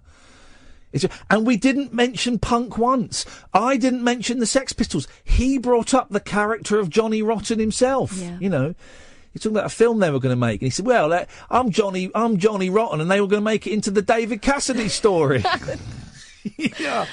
He was good. I do like him. He's value. He's just a big camp old queen. You know, he's big, very theatrical and old. You know, darling and all that kind of. He was rolling his eyes in a Russell Brand fashion. I did think there's quite a lot of the Russell Brand act has been taken from him, isn't there? Yeah, and at the end I said, "Oh, John, thank you, mate. I love you so much." He goes, "I love me too." Here we go. 0844 499 1000, by the way, is the telephone number if you want to give us a call. The phone call's always going to die off a little bit here, and that's absolutely fine because we've got plenty to talk about. Including... So Scroobius Pip, who's been on this show, I went and recorded his podcast today, The Good People at Acast. And I kind of put it off for a bit. He got in touch with me ages ago saying, should we sort this out then? And I kind of didn't reply to him because I didn't... this is going to sound really winky. I didn't feel worthy. I didn't feel worthy. So I kind of ignored his email. Then I thought, actually, do you know what? I'm trying to keep busy at the moment. This will fill a Monday. This will fill a Monday, going into London, doing it, coming back out of London. That's a day. Also, he's the sweetest soul. Exactly. And he's such a nice man. I mean, just delightful. But I didn't feel kind of well enough to kind of go and sit and talk about myself for a bit. So we arranged to do it today, and we went to this studio in Old Street. And really nice little setup there. They've got Acast, and this is a service that do lots of different podcasts and things. And Pip and I were having what were we talking about before? Oh, I can't remember. We were having a very geeky chat, and he went, "Oh, look, I'm just going to press record now. Do you mind?" I said, "No, crack on." And it's going to go up in a couple of weeks. I think I'm going up in 3 weeks. Jeff Lloyd is before me. I've often thought about getting Jeff Lloyd on this show, but it's a bit weird because he works for a rival radio station. Would he come on? I don't know if he'd be allowed to. Well, if he's allowed to, get him on. He's brilliant. He is brilliant. Ask him. Let me spend a few more months thinking about it because I like Jeff a lot. Twice in our lives we've become very close to becoming friends, and then we backed away from it. This could be the third time lucky. Third time lucky, guys. And we spoke for about an hour and a quarter. A significant portion of it was us fanboying about Limmy, because he'd had Limmy on the show. And so I got a tickle in my throat. And so we talked about Limmy quite a lot. And we were quoting Limmy sketches at each other. As sweary podcast then, is it? Yeah, very sweary. It's not that sweary, actually. It's not that sweary. We talked about... and about what happened there. As much as I could say, probably a little bit more than I was meant to say legally. Should have got me in, I would have told him. We talked about the BBC and what happened there. Well, we talked about the 11 o'clock show a little bit, but not a lot. We talked about this show. Oh, yeah. He bigged you up. What? I said, whoa, Pip, I don't know where you're going with that, mate. What did he say? He said he thought he said he thought that the working relationship we had was brilliant. He said it was really inspiring to see the whole team and Ed as well, but the relationship particularly between us as producer and presenter, and kind of the fact that all three of us, that we developed kind of almost a psychic connection where Ed knows exactly when to throw to the, when I'm building up to a break and throws to the break. You know how to kind of play stuff, and and I'm obviously the best out of the three of us. So we were talking about that. We talked about being depressed and all that kind of rubbish. Talked about that rubbish. What was it? Well, I'm looking forward to hearing that. I'm never going to listen to it. My bit, I mean. Well, the rest of it I'll fast forward. I'm never going to listen to it. Well, I'll listen to it and I'll tell you if I can't listen to those things. I just I've never listened to the Adam Buxton one. I have. It was good. Well, not enough me in it. I'm a brilliant interview. That's why. But I won't be listening. And at the end, I just because Pip has had he's had proper big names on there, and I always get the feeling that I'm filler. Oh, stop it! Someone's dropped out, so we'll get Iain Lee to do it, because I know I've got my place sussed. This isn't me being modest. I've got my place sussed in the show business, lad. I'm like not even D-list. I'm like lower than that, and that's fine. I'm fine with that. But it's weird just sitting there and talking for an hour and a half about yourself Really? What else did we talk about? Something else as well. But he's such a nice bloke, and you do feel that you can kind of chat anything. Yeah, you feel like you've known him for ages. With him. When he came in here, he just went straight in, didn't he? Yeah. And within 5 minutes, it was like he'd been working here or something. Yeah. And what was interesting was he's getting into acting, right? Yeah. He's done 3 acting jobs so far. His first 3 auditions, he got the acting jobs. One was in a Guy Ritchie film. One was, small parts. One was in something written by the guy that wrote No The such thing as a Shield. small part, darling. Small actors. And one was something else. Do you know how we got the jobs? This is brilliant advice for Casting anyone couch? who wants to... Well, anyone who wants to get into the industry. Oh, look, Ed, who's a devout Christian, just made a very rude sexual gesture to me. What would Jesus do? He wouldn't be doing that, mate. You go and have a wash. Do you know what he did? I can imagine. Yeah. Ed! At least I did just, that! At least I just said casting couch, which is tantamount to the same thing. Anyway, how did he get the part? He takes note of films and TV programmes that he likes. Practices them. He looks to see who the casting director is. Oh. And then he finds them on Twitter. Oh. Or finds their email. Or guesses what their email might be. And sends them a message. I love him so much. And he gets jobs off the back of that. And I'm sat there thinking, that is brilliant. That's genius. I think that was like one of the overriding things, and I've not read his book yet, and I will. Yeah, it's very inspiring. He just gets on with it. He has a go. He has a go. He doesn't do that thing that I do, or certainly did until recently, which is think, I'd really like to do that, but I don't think I probably couldn't get there on time, and I probably couldn't put in the hours, and they probably wouldn't want me, so I see all the hurdles and then think, forget it, rather than just having a run. Oh, well, I keep forcing you to do stuff. I know. That's the reason you're here. I know, and so far, so good, actually. I'm starting to think I should have just had a go at more things when I was younger. No, not that. God, you really do make me sick. 08444 499 1000 Talk Radio. Uncut after-hours conversation for the up all-night generation. Late night Iain Lee on Talk Radio. We have ways of making you talk. I tell you, here's I like a good rock biography stroke autobiography. And I tell you whose book I'd like, and I'm going to try and get him on the show. We don't stand a chance to get him on the show, but you never know. Go on. Studio. Phil Collins. Yeah, he's got a book out. And I'd quite like to read it, I think. And he's doing the rounds at the moment. He won't come on here, but I'm going to... Tell him I was at Nebworth, he'll come on. I was at Nebworth when I was 14, dragged along by my parents. I had tickets for that Nebworth and I didn't go, but I told Rodrigo Fuentes Carradi the day before that I didn't want to go. He was furious at me, rightly so.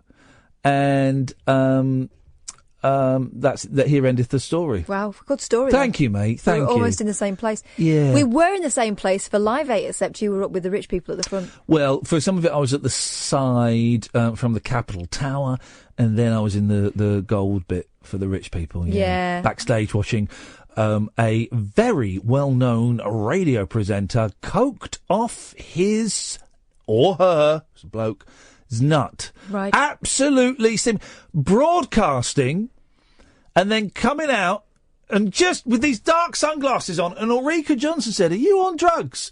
And he went, "Me? On drugs? I don't know what you're talking about." No! Don't do the voice. Was that a good impression? Oh, God. Was it?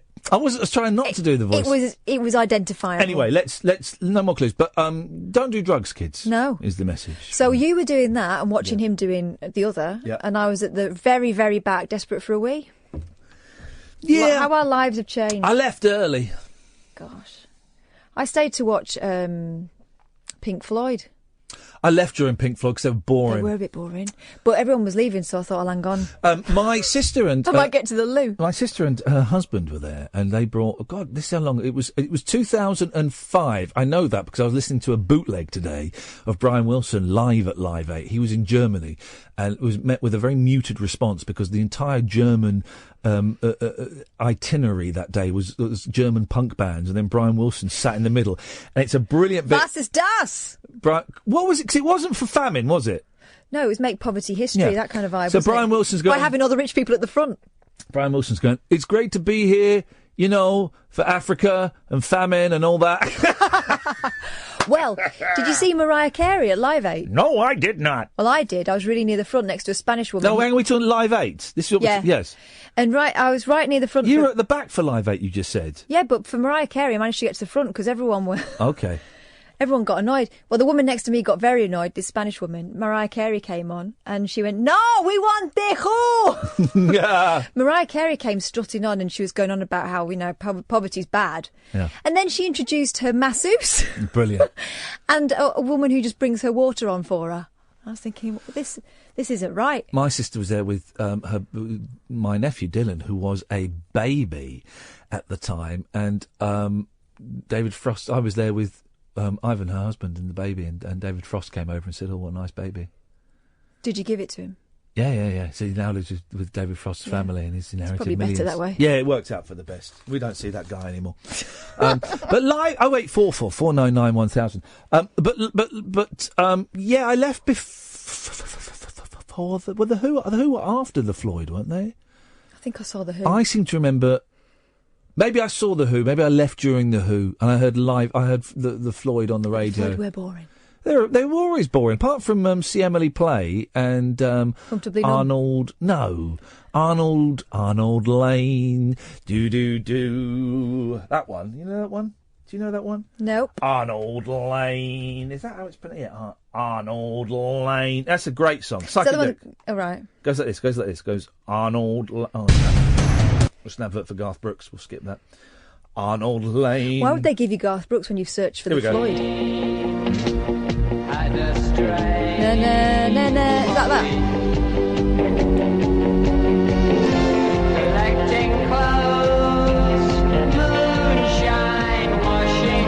that? Even that was rubbish, actually. Makes me think of Brian Pern now. You know See Emily Play? Do you know that one? See Emily Play is good. Right, hang on a minute. See Emily Play! Here we go. Excuse me. Here we go. I don't get it. No, you get this. Here we go.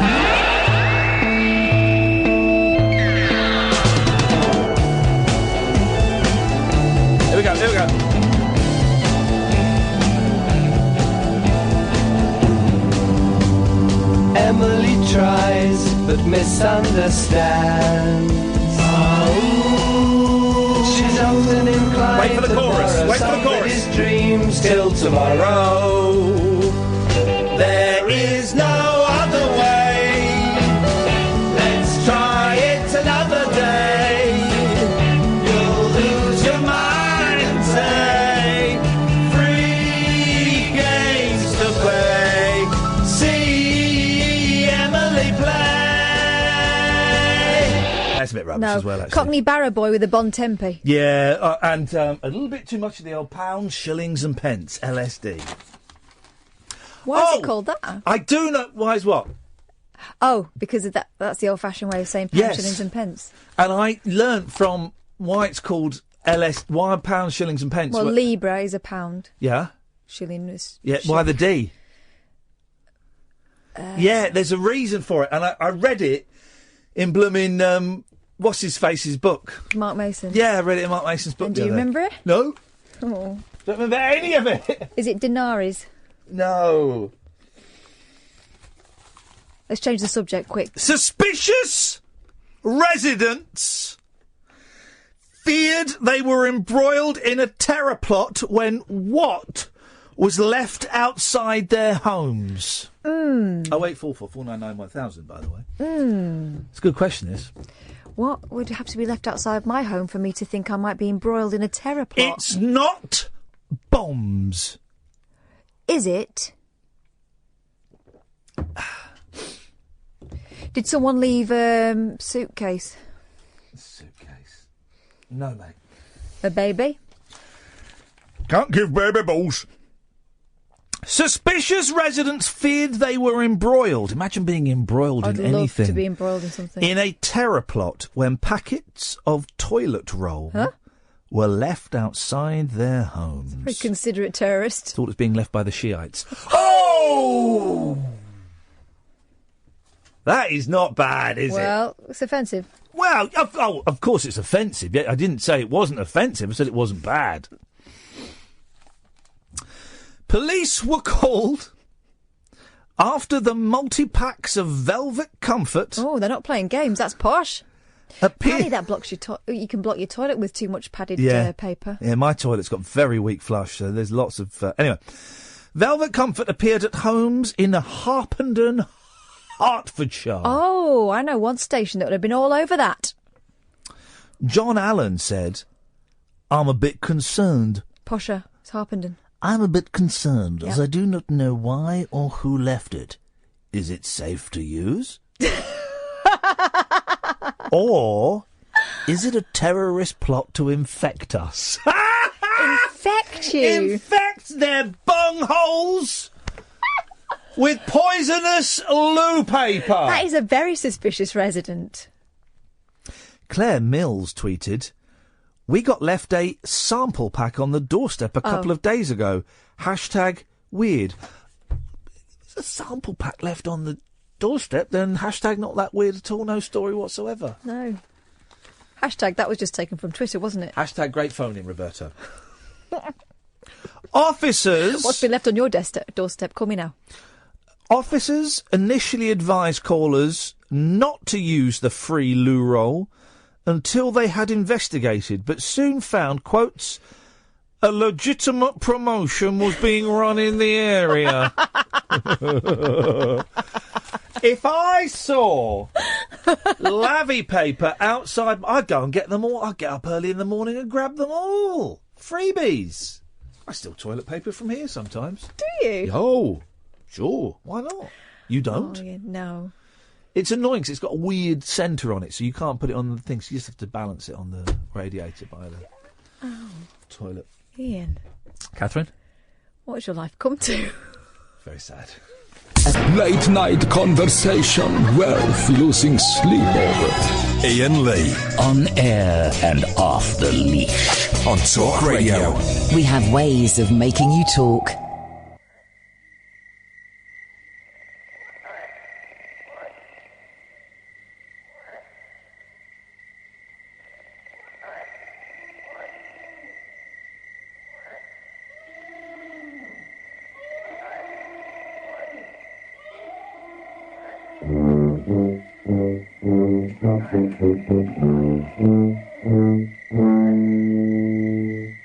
An effervescing elephant with tiny eyes and great big trunk once whispered to the tiny ear, the ear of one inferior, that by next June he'd die. Oh yeah, because the tiger would roam. The little one said, oh my goodness, I must stay at home. And every time I hear a growl, I'll know the tiger's on the prowl, and I'll be really safe, you know. The elephant, he told me so. Everyone was nervy, oh yeah, and a message was spread to zebra, mongoose, and the dirty hippopotamus, who wallowed in the mud and chewed his spicy hippoplankton food and tended to ignore the word, preferring to survey a herd of stupid water bison. Oh yeah, and all the jungle took fright and ran around for all the day and the night, but all in vain, because you see the tiger came and said, who, me? You know, I wouldn't hurt not one of you. I much prefer something to chew, and you're all too scant. Oh yeah, he ate the elephant. That's the only decent song Syd Barrett ever did, and I'm playing that for Luke Haynes, who's listening to the show and is furious with you, Catherine. Why? For you've been rude about Syd Barrett. Well, I don't think calling someone a Cockney barrow boy with a Bon Tempi's rude. And I'm being. It's a very good organ. I'm being slightly harsh. Oh, don't reduce it to that. What? We're more sophisticated than that. What? I'm not. Luke, I can only apologise for our blaspheming against our Lord and Saviour, Syd Barrett. Here we go. Carpe Diem says, I love Talk Radio. I've listened to every podcast of yours, but your taste in music, man, is bullshine. Oh. Hashtag failed DJ. Hashtag talk not music. What's his beef, though? I don't know. Just come out and say what it, he's talking about. Let's go to Dave, first of all. Good evening, Dave. Hello, how are you? Hey, Dave! It's it's so so nice to finally speak to you. I've been trying to get through for months. Have we ever spoken before, Dave? No. Well, you greeted me like not only a long-lost friend, but a former lover. Chance to be a fine thing. Oh, I've been desperate to get through to you. I've been trying and trying, and I couldn't get through. Hang on, you've not been trying that hard, because we quite often have long stretches of the show where there are no callers, so it's not as if the lines have been engaged. Maybe his phone's very... No, you'd be surprised. It's really difficult, Ian. No, it's not. Is your phone really high up or something? There's some questions. Oh, let me speak. Let's not quibble. Let's get down to the dibble. What have you got for us? Listen, has it been a good show so far? I've just walked in. Absolutely blinding. To be honest, we're just warming up, waiting for you. I'll have to catch up. Go on. I've got some questions for you that I've always wanted to ask. Do you mind if I ask you? I'll tell you after I've heard them. All right. I've always wanted to ask you. I've been a big fan for a long time. I've been trying to get through for months. Thank you, Dave. Well, you're through now. Let's dive straight into these questions. Okay. First one. Do you think the word wallop has got an H in it? Oh, man. No, it hasn't. No. All right. Okay. On to the next one then. Why is cancer a crab? Why is cancer a crab? All right, on to the next one. Obviously, that's some shit. Do people still use curlers? Yes. I mean, you hear about hair straighteners all the time, but when I was a kid, it was curlers. Curlers are back in, Dave. I don't know where you've been, but they're back in. Oh, right, okay. Do people, go to bed with them in and then wake up in the morning and take them out? They're not like the old school curlers, but people often go out to nightclubs with curlers in. This is why I've got to call you. This is why, you've got to make your lines more available so I can get through more easily. I need to know the answers to these questions. They couldn't be more available, Dave. All right, on to the next question then. Do piles really exist? Piles? Oh, this is your expertise. Yeah. Do you mean like on your bum? Yeah. Yeah, I've had them, yeah. Awful things. I know you've had anal fissures, but piles too? Yeah, I've had both of those things, yes. I've had very, very... bad bum luck. And I've had bad bum luck. And it's not funny, actually, Catherine. It's a bit funny. You're like the people who 10 years ago would have laughed at transgender. Or 15 years ago would have laughed at male depression, or 20 years ago would have laughed at impotence. Well, all of those things we talk about now, and it's fine, and it's not... I wouldn't laugh about those, because none of them have got anything to do with your bum. Well, sometimes the impotence does. But... So piles exist, then? But I think it's the last great taboo, and men are dying to have... The piles? Well, no, they're not dying of piles, but they're dying to have their piles treated because it's quite itchy. Ooh. Men are dying to get the confidence to go into Boots and ask for Anusol, and because they won't, they'll sit there... Hang on a sec, let me write that down. How do you spell that? A-N... Anus. Anus-ol, but it's pronounced Anusol to save embarrassment. And they... It's the last great male taboo. And you, so like 3 syllables, yeah, and you saw. We'll be doing podcasts and radio shows and documentaries about piles one day in the future, and we'll go. Do you remember when people couldn't talk about piles and anal fissures? It'll be Me and My Onions, the Iain Lee story. Yeah. Is there a direct number? Because I'm having a lot of trouble getting through to yours. Direct number. Phil has tweeted us that Dave guy is a complete legend. If he was your lover, like you claimed, you would be very lucky indeed. Sounds very sensitive. Yeah. Oh, bless him. Bless him. All right, on to the next question. Oh, God, how many of these bloody questions are there? So many. We've only got 4 more. Oh, jeez. Okay, have picky eaters just been overindulged? Yeah. Okay. I've got a friend that peels chicken nuggets for her kids. Peels them. That's overindulgence. I've got a friend that... You ain't got no friends. What's your next question, David? What's your favourite prejudice? Oh, that is a good one. I've got... it's a tough one to answer. Oh, I could tell you easily. I think it's the prejudice against people who are lactose intolerant. I think that's fun. What's your favourite prejudice? Jeans. Sorry? If you're wearing coral jeans or pink or red jeans, you're no friend of mine. You're not my sort I of don't person. think that's technically a prejudice. I think you meant like racism or disableism or something. No, not necessarily. Prejudging on the basis of their trousers. Okay. My favourite prejudice, don't cut me off, is in France they believe that ginger people smell. They really do. I think you've got 2 more questions. If one can smell burnt toast, is one possibly having a stroke? Yes. I thought it was a brain hemorrhage. No, yeah, almonds is a stroke. Almonds is a stroke, burnt toast. Hold on, let me write that down. Or was it tumour, brain tumour? Almonds, right, got it. Last one. If you call people by their surnames, are you definitely a tosser? Thank you, Dave.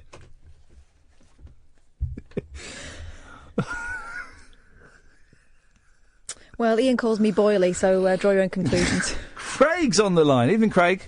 Evening, Iain. Evening, Kath. Hello, Craig. How's all? All the better. Excellent.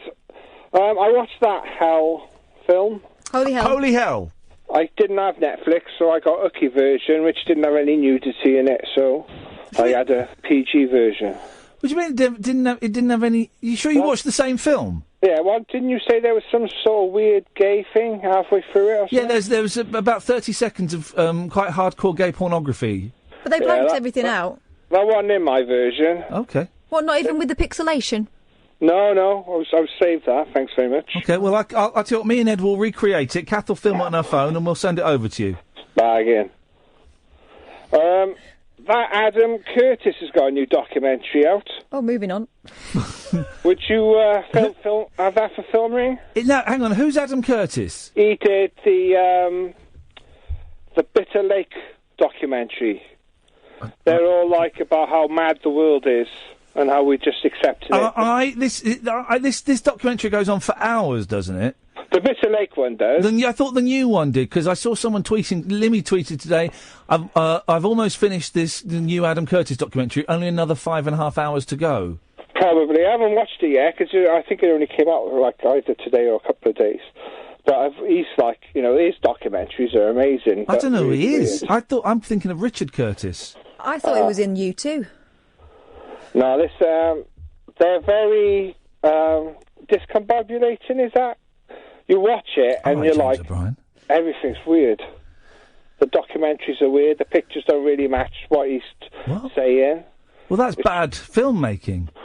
Yeah, but it's not. It's really gripping and really interesting.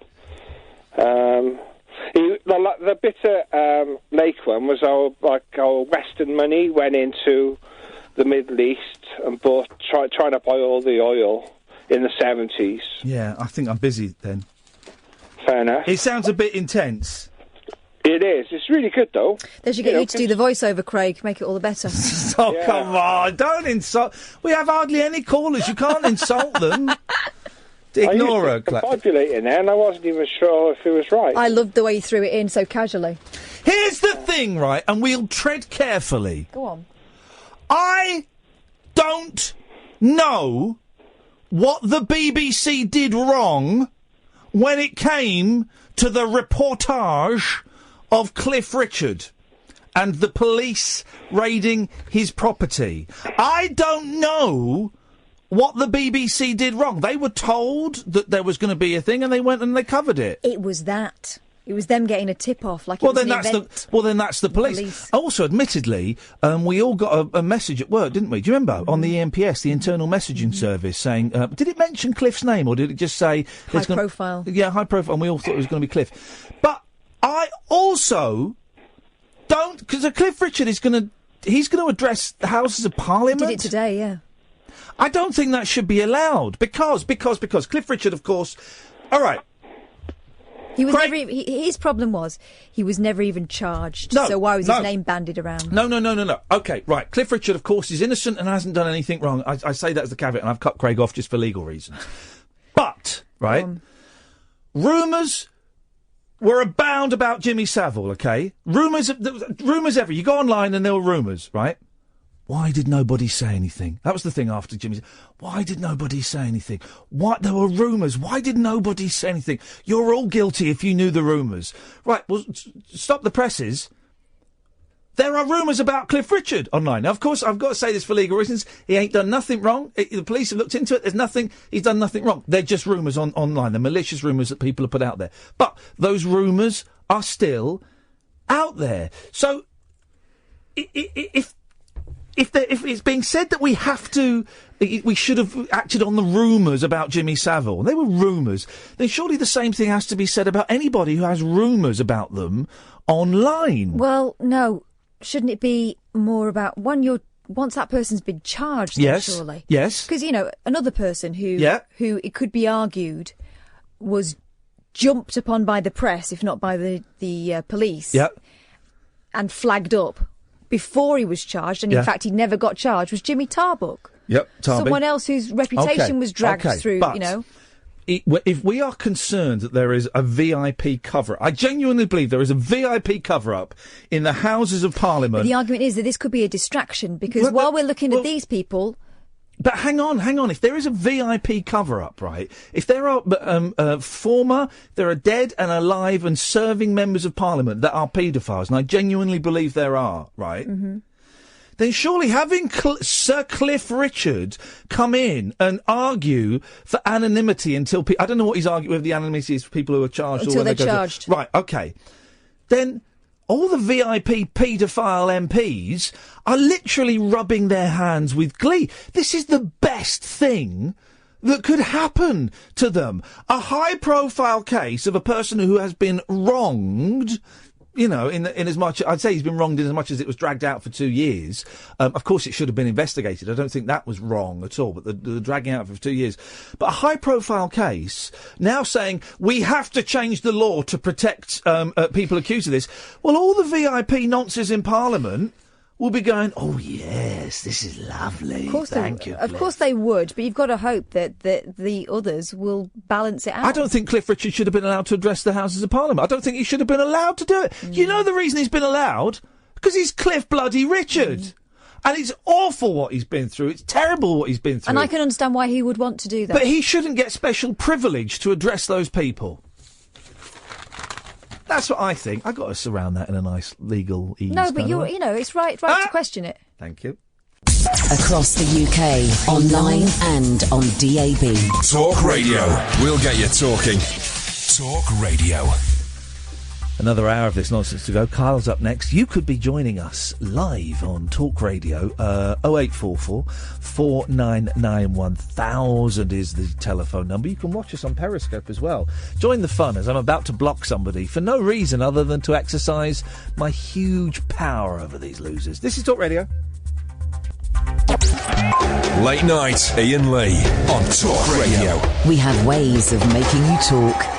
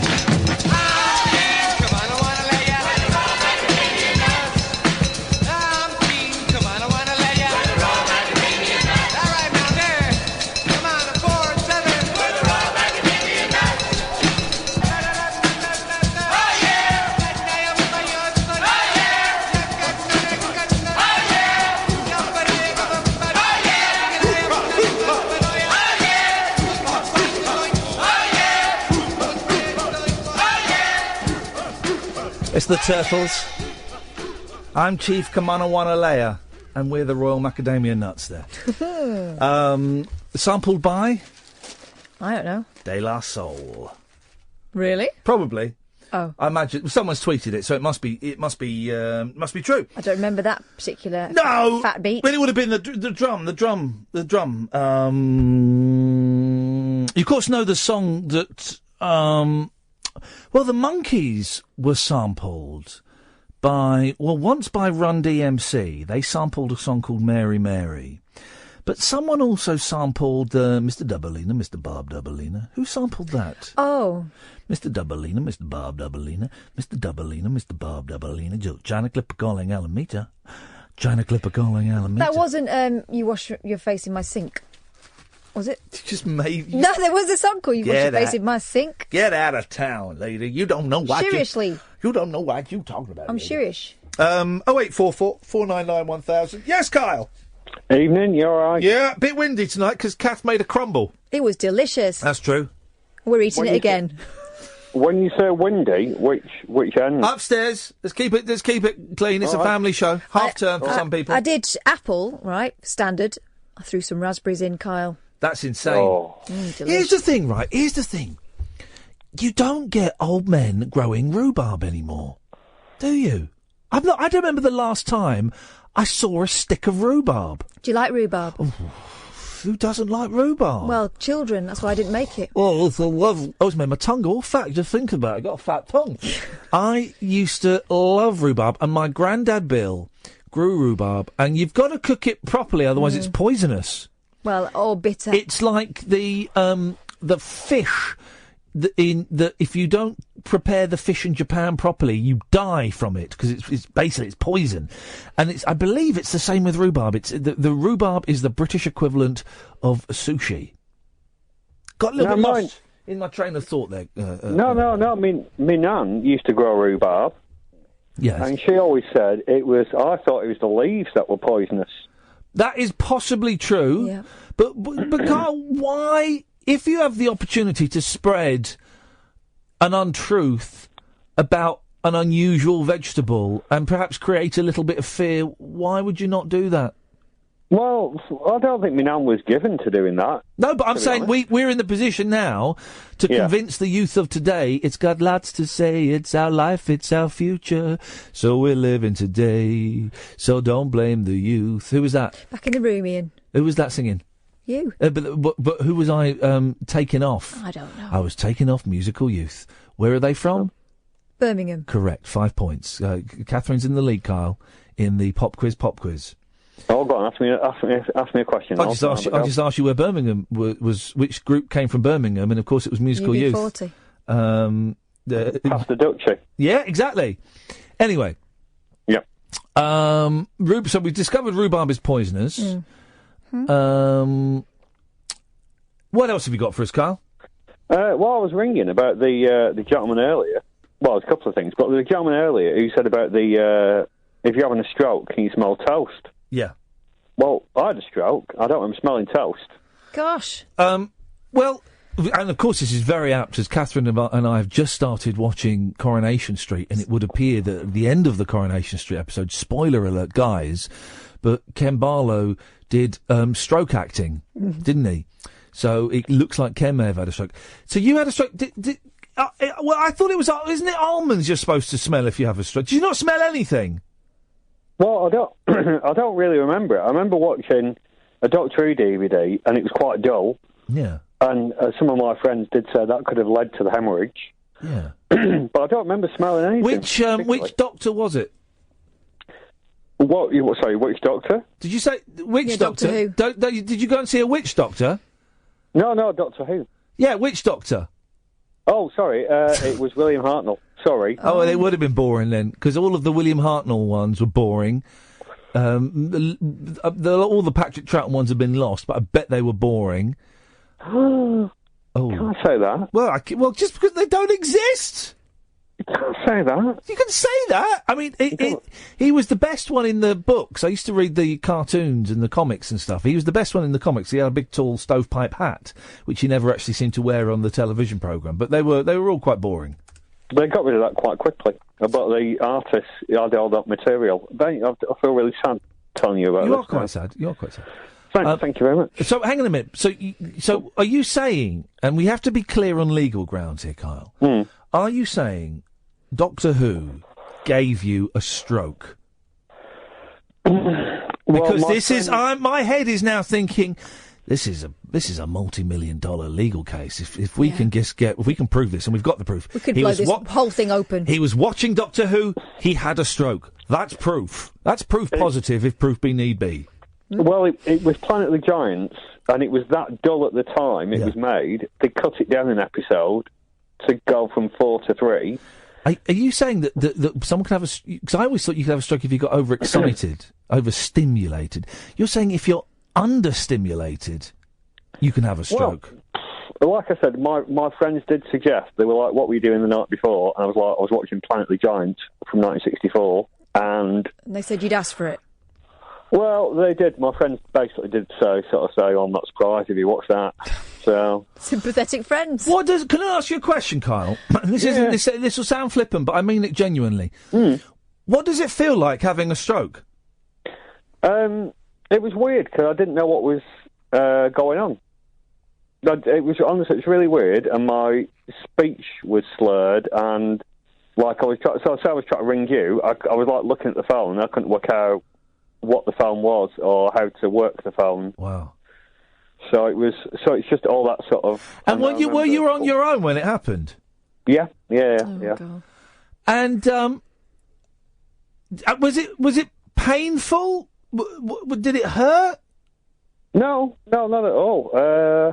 No, I didn't. I was just sort of a bit confused, more than like normally when I talk to you. But no, I was a bit confused, genuinely, and couldn't work out what was going on. And then somehow, and I can't remember how now, it's a bit weird, but somehow I managed to get hold of a friend who strangely had taken a day off work, and he was like, I somehow managed to ring him, but I don't know how, and he sort of showed up and said, I don't think you're very well, and managed to lift me into his car, and they took me to the local hospital.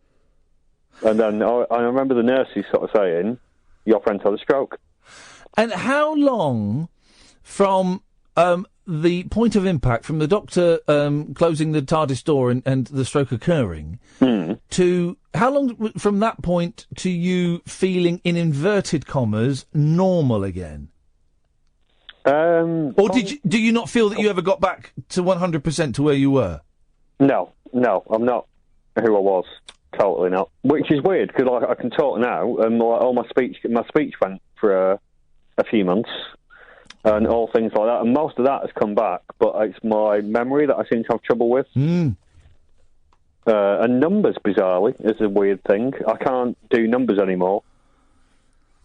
It's funny, isn't it? The brain is a funny old thing. I was really really worrying about dying at the moment. I'm really afraid of dying. Do you know what I mean, Kyle? I'm actually afraid to die. And I tell you, two things have played on my mind recently. I didn't get to see the boys a lot last week. Three things, because of work and stuff like that. So I didn't really get to see a lot of the boys. And then last night, I found myself watching the Crystal Maze with... Stephen Merchant. Yes. I was going to say Stephen Murdoch. Blimey, that would be a different show. And on the bumpers and every break, right, it came and gave the facts about cancer. And the stats on cancer have changed quite a lot from when I was a kid. When I was a kid, it was 25, 1 in 4. Last night they were going 1 in 2. Oh, my. Will get cancer. And I'm thinking, when did that flipping heck? Suddenly it's like 50%. That's a massive change in stats. I don't know when that changed. You remember it was 1 in 4? I remember when it was 1 in 3. Yeah. But I don't remember 1 in 2. Yeah. Well, it says 1 in 2, and I'm thinking, Struth. And then today, driving in, I was listening to Radio 4. And I don't know if you've heard this, Carl. There's a guy on there, Stephen, the guy that does the media show. I was talking to you about him the other day. Oh. Anyway, can't remember his last name. Anyway, this guy, basically, he's dying of cancer, right? He's a presenter on Radio 4. He's dying on cancer. And every Monday, he goes on PM with Eddie Mair, and he talks about his cancer and about his treatment. And Steve Hewlett, thank you. And I've been aware, I listen to the media show, I'm kind of aware of this guy, but he goes on and he talks about cancer and how he's dying with cancer. He's in stage 4 and he's having palliative care. And this week, this week he had his boys with him. And they're in their 20s, like 23, 21 and 19, something like that, right? So they're men. But, Kyle, it broke my heart. It broke my heart because they were sat there with their dad, knowing he was going to die. I didn't have a clue when. I've missed the bit where they've kind of given the prognosis for how long he has, right? But he's dying. And I just thought, suddenly I started sinking into this panic, thinking, I'm going to get cancer. One of my boys is going to get cancer. What happens if something terrible happens to one of my boys when I'm dead and there's no one there to look? Oh, and I just got caught up in this whole whirlwind, this fantasy of disaster and stuff, and thinking, bloody hell, man, life sucks sometimes for some people more than others, and life is hard sometimes, and what have I done to my boys, bringing them into this world where, the odds are one of them is going to get cancer. It's slightly different because obviously it's genetic and stuff. We don't have it particularly in our family. But I just got sunk into this whole world of thinking, God, the world is doomed, man. So you went that way rather than thinking, right, I better get busy living. Yeah. Oh, God, yeah, of course I did. You know me, Catherine. You know me. I think it's bizarre because, and you'll probably get this reference, Ian. So, because they always say as well, because some people are sort of, you've got to make the most of everything now. Every day counts. And I'll be honest with you, I haven't really done that to that extent. No. However, it's always at the back of my mind that in my mind I'm on my second chance now. So I don't feel like, we're like Captain Scarlet. So I don't think that I'm totally indestructible. But I think, well, technically, if everything had gone the way it should have done, I probably wouldn't be here now. But it did happen for a reason. Even though I'm not spiritual. Does that make sense? Yeah, Dennis is phoning in to tell us all to cheer up, I can see. we all do that thing whenever we lose someone close to us, right?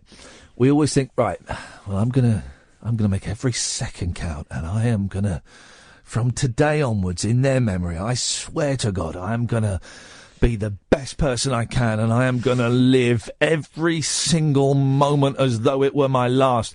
And that Give it a month. Yeah, that lasts about 3 or 4 weeks, and then it's back to, God, not Monday again. Yeah, get rowing with your wife and sticking your fingers up at someone who's cut you up and being stroppy with the kid. That's all of that.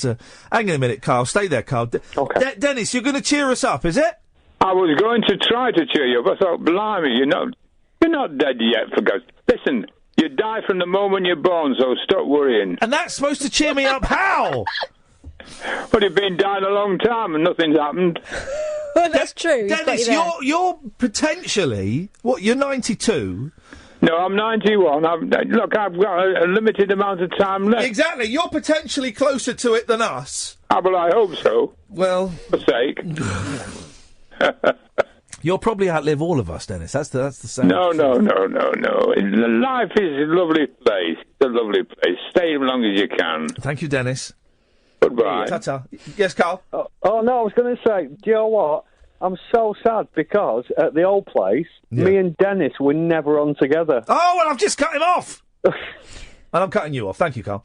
0844 499 1000. John, come to you after this. Unmissable late night radio with the original king of unconventional conversation. Make contact with Iain Lee. Late night Iain Lee on Talk Radio. We'll get you talking. 'Cause you're still a baby to me. Cribs and cradles and bottles and toys. Joys that bring. I wanna wash your face and shade your clothes and button your shoes. Walk you around and wrestle with you. Then I'm gonna make you sing.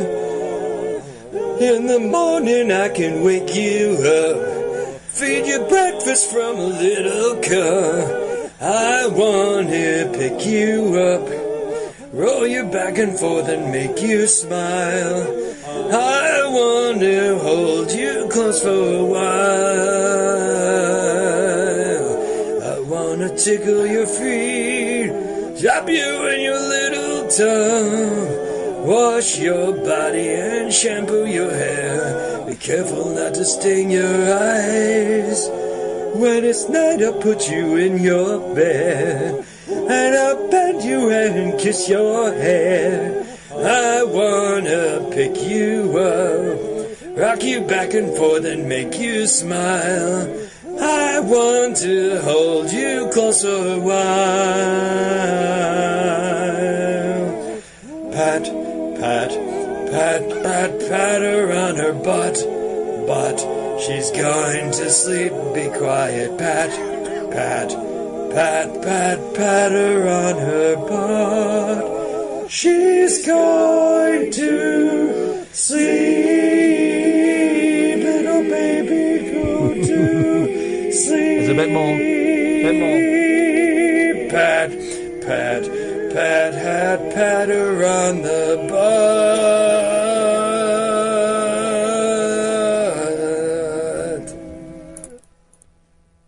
Just incredible. That's the Antichrist Choir, also known as a dungeon choir. That's now gone up. Last week when I found that, it only had 7 views on YouTube. It's now gone up to a staggering 38 views on YouTube. I've heard that song a couple of times now, and I would not let him babysit. Gonna get him on the show. He's not replied to the message I sent him. That's fine. Okay. I found his Facebook page, so I will be stalking him on Facebook. Until he submits. Also, there's a guy I want to talk to who was on Radio 4 today, and I can't remember his name. I've got it on my phone. He's a UFO expert. He's on PM, right? And he was talking about this guy who died, right? And his claim was, well, he was first of all, he was claiming that this guy had been killed by the government because he knew too much. And then he said to Eddie Mair, well, technically he's neither dead nor alive. And Eddie Mair said, what does that mean? And he said, well, he's one step beyond death. I know exactly. And this was on Radio 4.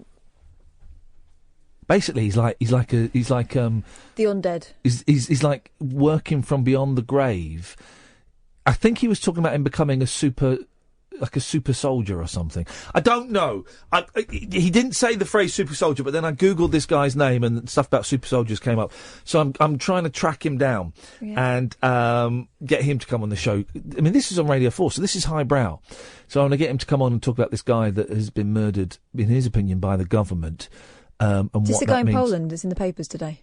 What guy in Poland? Oh, well, there's this thing about conspiracy theorist who'd text his mum the day before saying, if anything happens to me, then investigate. This fella, yeah. She reckons he was done in by Satanists. Because he knew too much. Well, okay. Well, that's not what this other guy who's we don't know any of their names. But yeah, it's about him, yeah. About that fella. Okay. Yeah. It's a fishy old business, though. Yeah. Whatever's happened. Well, Satanists, the government... No, because he was talking... he discovered that there were devil worshippers in Parliament. Mm. And they're the same people that are inviting Cliff Richard in to talk about in our Parliament laws. or in theirs? What was he in Poland? Ours. Oh, I don't know. I wasn't really listening properly, if I'm honest. But I'm going to find this guy and see if I can get him on the show, because it's the kind of stuff I think we should be spearheading a campaign against. John's on the line. Good evening, John. Good evening. Good evening, John. What have you got for us, boss? Well, first of all, are we hitting? I'm always open to a hip, hip, hip, of course. A hip, hip, hip? What kind of cake? I actually made lemon drizzle this week. Hey! Lemon drizzle, there we the go. currency that feeds the meter that drives this show.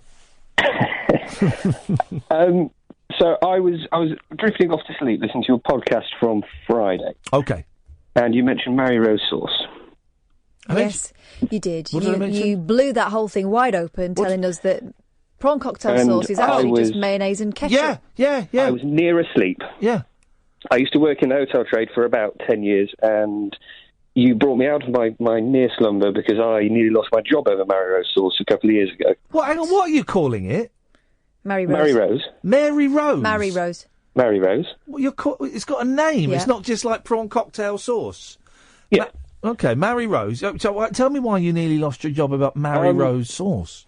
Well, a lady decided that she knew better and said that we needed to make a fresh batch because it didn't taste quite right. Yeah. So we made a fresh batch off with everything that goes in it.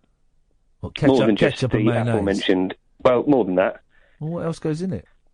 Salt, pepper, cayenne pepper, paprika, creme fraiche, lemon juice. Come on. Well, this is if you're in a fancy place. It was relatively. If you're doing it in the 1970s, it would have been ketchup and mayonnaise. Oh, I'm only 28. There you go. See, only 20. Oh, my God, yes. Go on.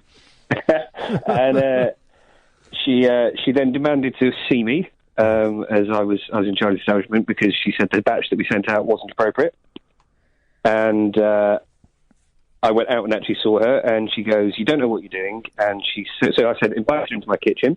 Yeah. Oh. Gave her the requisite ingredients, and she went just to the back of the larder, got ketchup and mayonnaise, squirted them in a bowl, and said, "That's how you do it, son." What a Philistine. John, you see? She knows. She's taught you she has taught you can go to the fanciest colleges and study all the fancy food stuff, the recipes and the books and all the Jean-Michel Jarre and all of that stuff, right? Jean-Michel Jarre. But she got down to the nitty-gritty, John. What do you think you are, Heston Blumenthal, making a pie out of a packet of silk cut and some leaves? It's nonsense. Ketchup, mayonnaise, bishy bashy boshy. Cocktail glass. Cocktail glass. Oh man, you invited her into the kitchen. That was a bold. Was it tense? Well, yeah, I'm fairly confident. I'm a lot younger than her. Her cops and her argument was I was too young to know what I was doing. Yeah. Running my own kitchen for 4 years at this point. And yeah, so I said, "Come in if you think you can do better," and she thought she did. So the reason I nearly lost my job was that I encouraged her to leave, and she didn't need to come back. Oh, you're a proper chef, aren't you? Oh, I'm a diva. What's right, John? Okay, this is the thing, right? So you get a phone call from me saying, "All right, John, me and Kath, we're 5 minutes away." And we're a little bit peckish, right? This is your house we're talking about, right? I'm 5 minutes away from you. A little bit peckish, John. We'll see you in 5 minutes. What could you rustle up with the ingredients in your house in 5 minutes? If I had to go downstairs right now. Yeah. Rabbit. Rabbit or... Rabbit? Well, cheese on toast. Cheese on toast, yeah. Cheese on toast, but nice one with a nice mustard. Or something like a proper croque madame or croque monsieur with the egg, with the ham, with the bechamel. Whereabouts do you live, John? Maidenhead. You got 5 minutes. Hey, well, I'm about 5 minutes away from you, so I'll be in on the way home. You'd be most welcome. Thank you, John. Thank you, mate. What a nice man. There you go. You see, we have skilled artists listening to this You rubbish. didn't give him your tip about accompaniments to soup, which I discovered today. Cheese for the first sandwich. time. I've never had that before. We had some soup today, and for me, the finest meal in the world is a tin of tomato soup and a cheese sandwich. A lot of butter in there, a lot of thick cheese. You dip it in there, the cheese goes a bit plasticky. Delicious. And then you end up looking like this. You two can have a body like this. Yeah. 0844 499 1000. This is Talk Radio. Late Night Iain Lee. Unfiltered night talk with the original king of unconventional conversation on Talk Radio. We have ways of making you talk. We were listening to, it turns out independently, Yeah. to Howard Hughes last night. He was talking about killer clowns. Well, there was a woman on there who Yeah. had a very softly spoken voice. The last hour, yeah. I fell asleep And listening to her. I did as well, in between yelling obscenities every now and again. She was talking about tiny people in the woods. I was asleep by I know what then. they were talking about, Rendlesham Forest, and what might be going on there. The site of the biggest UFO sighting in recent history or something. Okay. The thing I heard, right, and how do you explain this, right? She was saying that a man went fishing or something, right, and he disappeared. Mm-hmm. Disappeared. 4 years later, they found his body pristine, with a hole in the head, Mm-hmm. pristine condition. Right.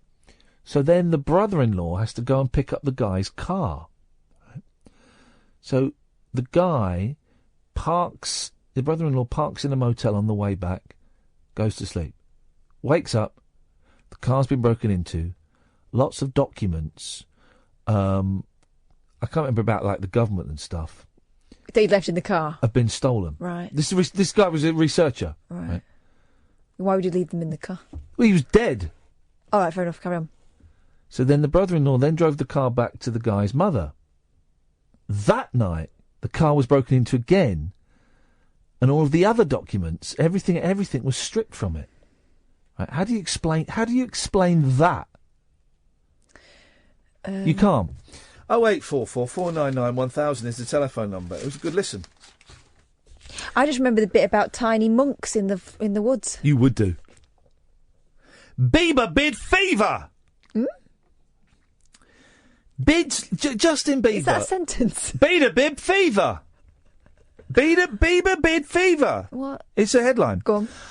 I like all pop sensations. I get them. I just tweeted Matt Haig to say that one of my favourite, in quotes, embarrassing pop songs I like is When You Come Back to Me by Jason Donovan. I love that. There's a pain in my heart, and when you come back to me, oh, how the fire will burn. Yeah, walk through the London town, but there's a chill in my heart, even though we're apart. 'Cause I know, yes I know, it's just a matter of time. I'm missing your love until you come back to me. I'm counting the hours until you return. There's a pain in my heart, and boy, you come back to me, oh, how the fire will burn. Ding, ding, ding, ding, ding, ding, ding, ding, ding, ding, ding, ding, ding.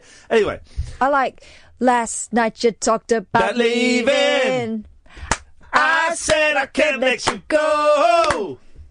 It's not just emotional feeling. I need your body and soul. So give me one good reason to leave me. I'll give you 10 good reasons to stay. It's the only one I believe in. I'll be hurt if you want to. I'm gay. Anyway, that's a good one. Why did he not win the war against Kylie? No, I had a big argument with school about it, saying, well, you watch in 10 years' time, Donovan will still be here, Kylie, oh, boy, did I get that wrong. Same with backing Betamax instead of VHS. But I like all the pop sensations. I've always liked all the pop. I'm a pop man. I like my white pop, and I'm not ashamed to say it, right? You couldn't get whiter than Donovan. No, exactly. And I like all the naughty ones. You know, I didn't really like Eminem, but I saw the appeal of Eminem. I didn't like Marilyn Manson, but I saw the appeal of Marilyn Manson. I thought the world was a better place for having someone like Marilyn Manson. Prince? Yeah. But I'm talking. I mean, Prince was funky. I'm talking kind of pop. All right. And Eminem. Well, Marilyn Manson. I don't know why you threw him in there. It was pantomime. What are you talking about? Was it? Oh, it's the same as Kiss. I thought it was rah, rah, rah. No. Marilyn Manson was pure. It was just like Kiss. It was pantomime, makeup, and all that stuff. But the one I don't get, and Miley Cyrus and all that, I get all that. What do you think of One Direction? Yeah, I get it. The one I don't get, and I've been reading a lot of. He played here recently, and I've been reading as many reviews as I can find about this young man, Justin Bieber. I think he's hilarious. Because Bieber fever. I don't think he's good looking. I don't think he's cute. I don't think he's sexy. I don't think he's. I don't listen to the music. He's deliciously ungrateful, isn't he? Yeah, I mean, the bad boy image doesn't really wash with me because it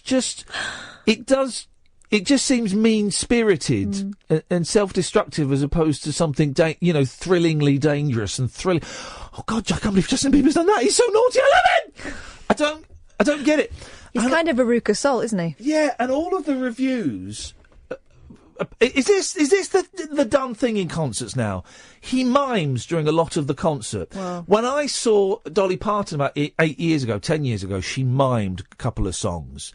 But apparently Bieber mimes quite a lot. I wonder if that's... Is it because he dances? Sometimes if they dance a lot, Well, he's incorporated dancing into this tour half-heartedly. He's never danced before, and he kind of does some simplistic moves while the backup dancers, he calls the front-up dancers, I've really read all the reviews, do much more extravagant versions of what he's doing. Britney's a bit like that these days, isn't she? She has someone to help her up and down the stairs. Oh, I won't have a word said against Britney. But I love her. She's absolutely brilliant. But absolutely the brilliant. dancing has slowed down somewhat. But Bieber, I don't don't get it. And it seems like in an age when concerts are getting longer and stars seem to be giving more and more to their fans, his concert's 90 minutes long. It's very. I think he's a lacklustre pop star. He also, people throw toys and things up on the stage. He lobs them back and says he doesn't want their crap. He's a very lacklustre pop star. He doesn't seem to be having a very good time most of the time. 0844 499 1000 if you're listening, Justin. Anyway, back to Bieber bid fever. Go on.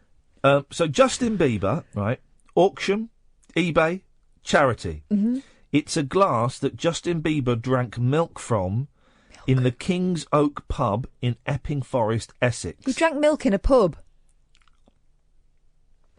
Guess as of last night, I'm going to go on last night. Guess how much it's going for? Well, this could go two ways. Yeah. Either a lot or no one's bothered. Yeah. I reckon a lot. Flipping it. Right. All right, $18,000.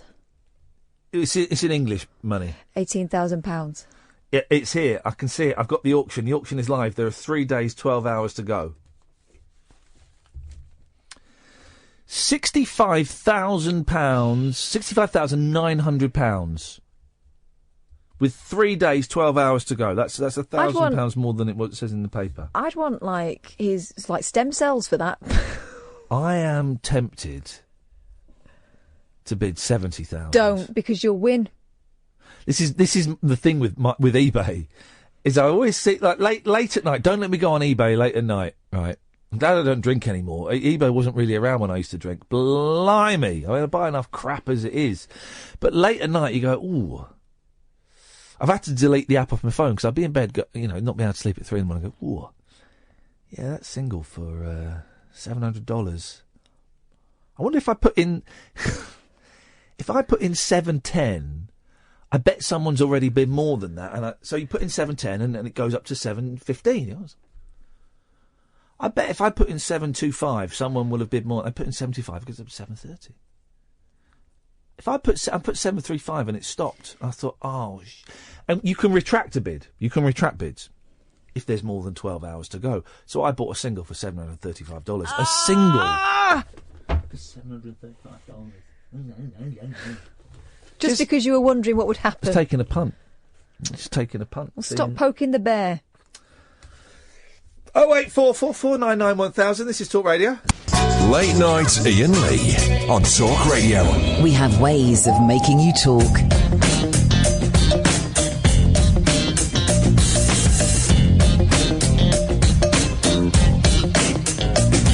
You're not bidding, are you? No. Well, I'm looking at stuff. Yeah, I'm looking at stuff. 0844 499 1000. Pablo's on the line. Good evening, Pablo. Hip, hip, hip. What kind of cake? Pineapple upside down. Can I just say, guys, we're here to serve, and I don't think we've said that enough this evening. Lots of people on Periscope. 145 people watching us on Periscope, which is a lot for this time of night. We are here to serve you, guys. We are your servants. And this show is for you. As an insane psychopath once said to me in an email, Iain, you're here to serve. Yeah. And I am here to serve. And we wouldn't want you to think in any way that we were ungrateful. Nope. For the support that we are given so selflessly by every single one of you. Well, most of you. Thank you. Pablo, what you got for us, boss? I'm glad I didn't say urinal with the answer to what kind of cake. Okay.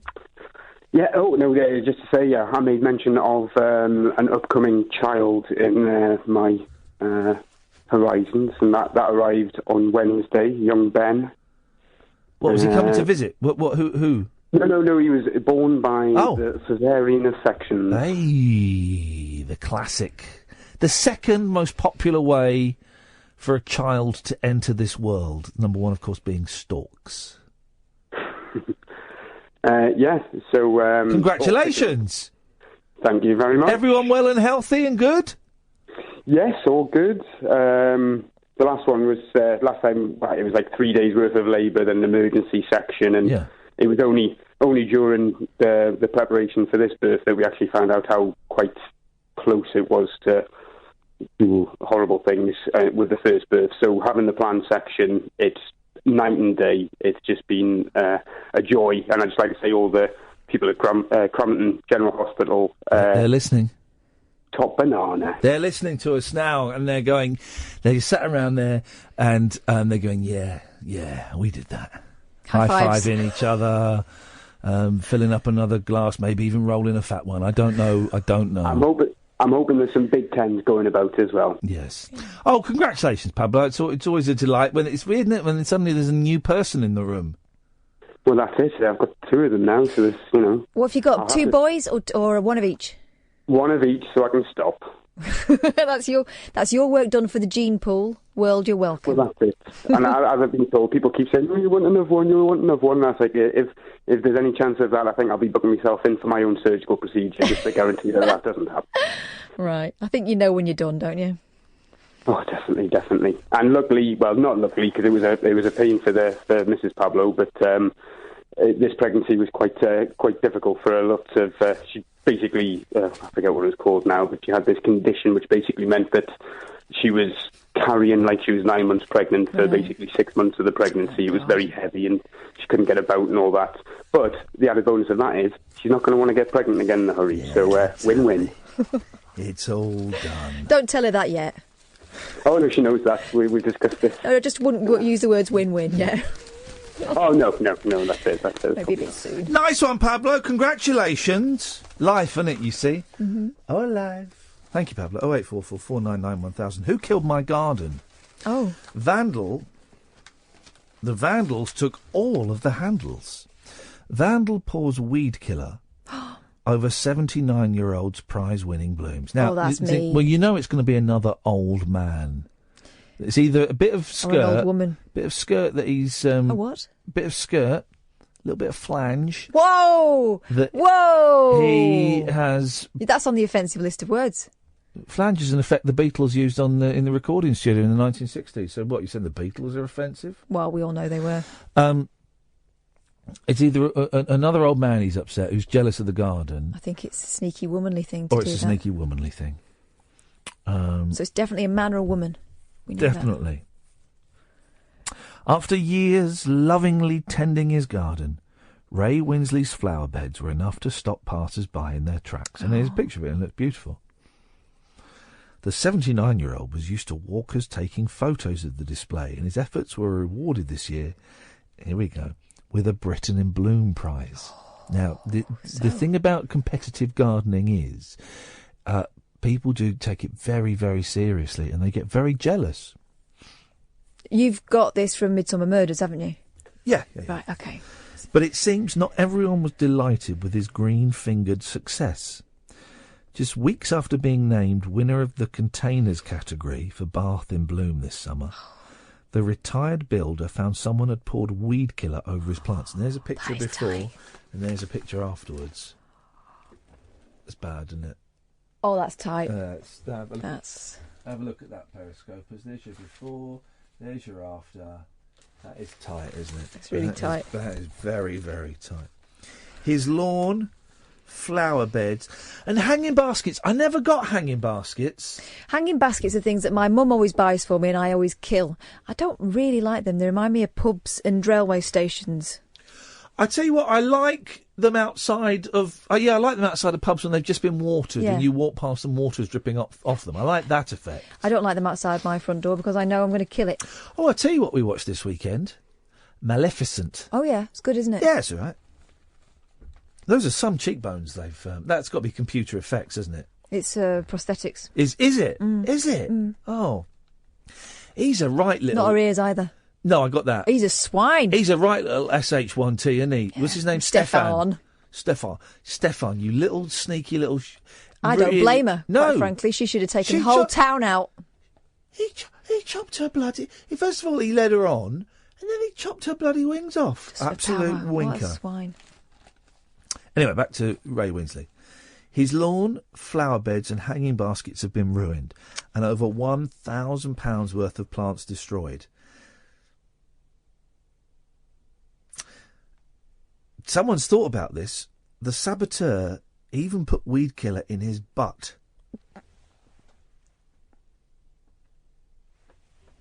Gosh. forcing him to empty it completely. How did he know, for though? cleaning. How did he know? How would you know? You would know if someone was putting poison in your butt. You would know. It's colourless and odourless, surely. I suppose if you were asleep, anything could be inserted in a butt, couldn't it? Well, it's a cheap trick. Why would someone do this, said Mr. Winsley from the small village of Bishop Sutton in Somerset. I've taken care of a garden all my life, and I've been doing this one the past 5 years since I moved here. Ah, so he's a newcomer to the area. Coming in here, making it look nice. Oh. God, it is it's genuinely heartbreaking. People Yeah. used to take photographs as they came past. It looked so pretty. My wife, Sylvia, used to love seeing the flowers out the front. It breaks my heart to see it like this. Neighbours have rallied around Mr. Winsley, bringing him cards and chocolates. One woman said, I think it's disgusting that people who are contributing to our area are being attacked. Avon and Somerset police have asked anyone with it. Oh, that is mean. That is mean, isn't it? That's poor Someone nicked my grand's hanging baskets once.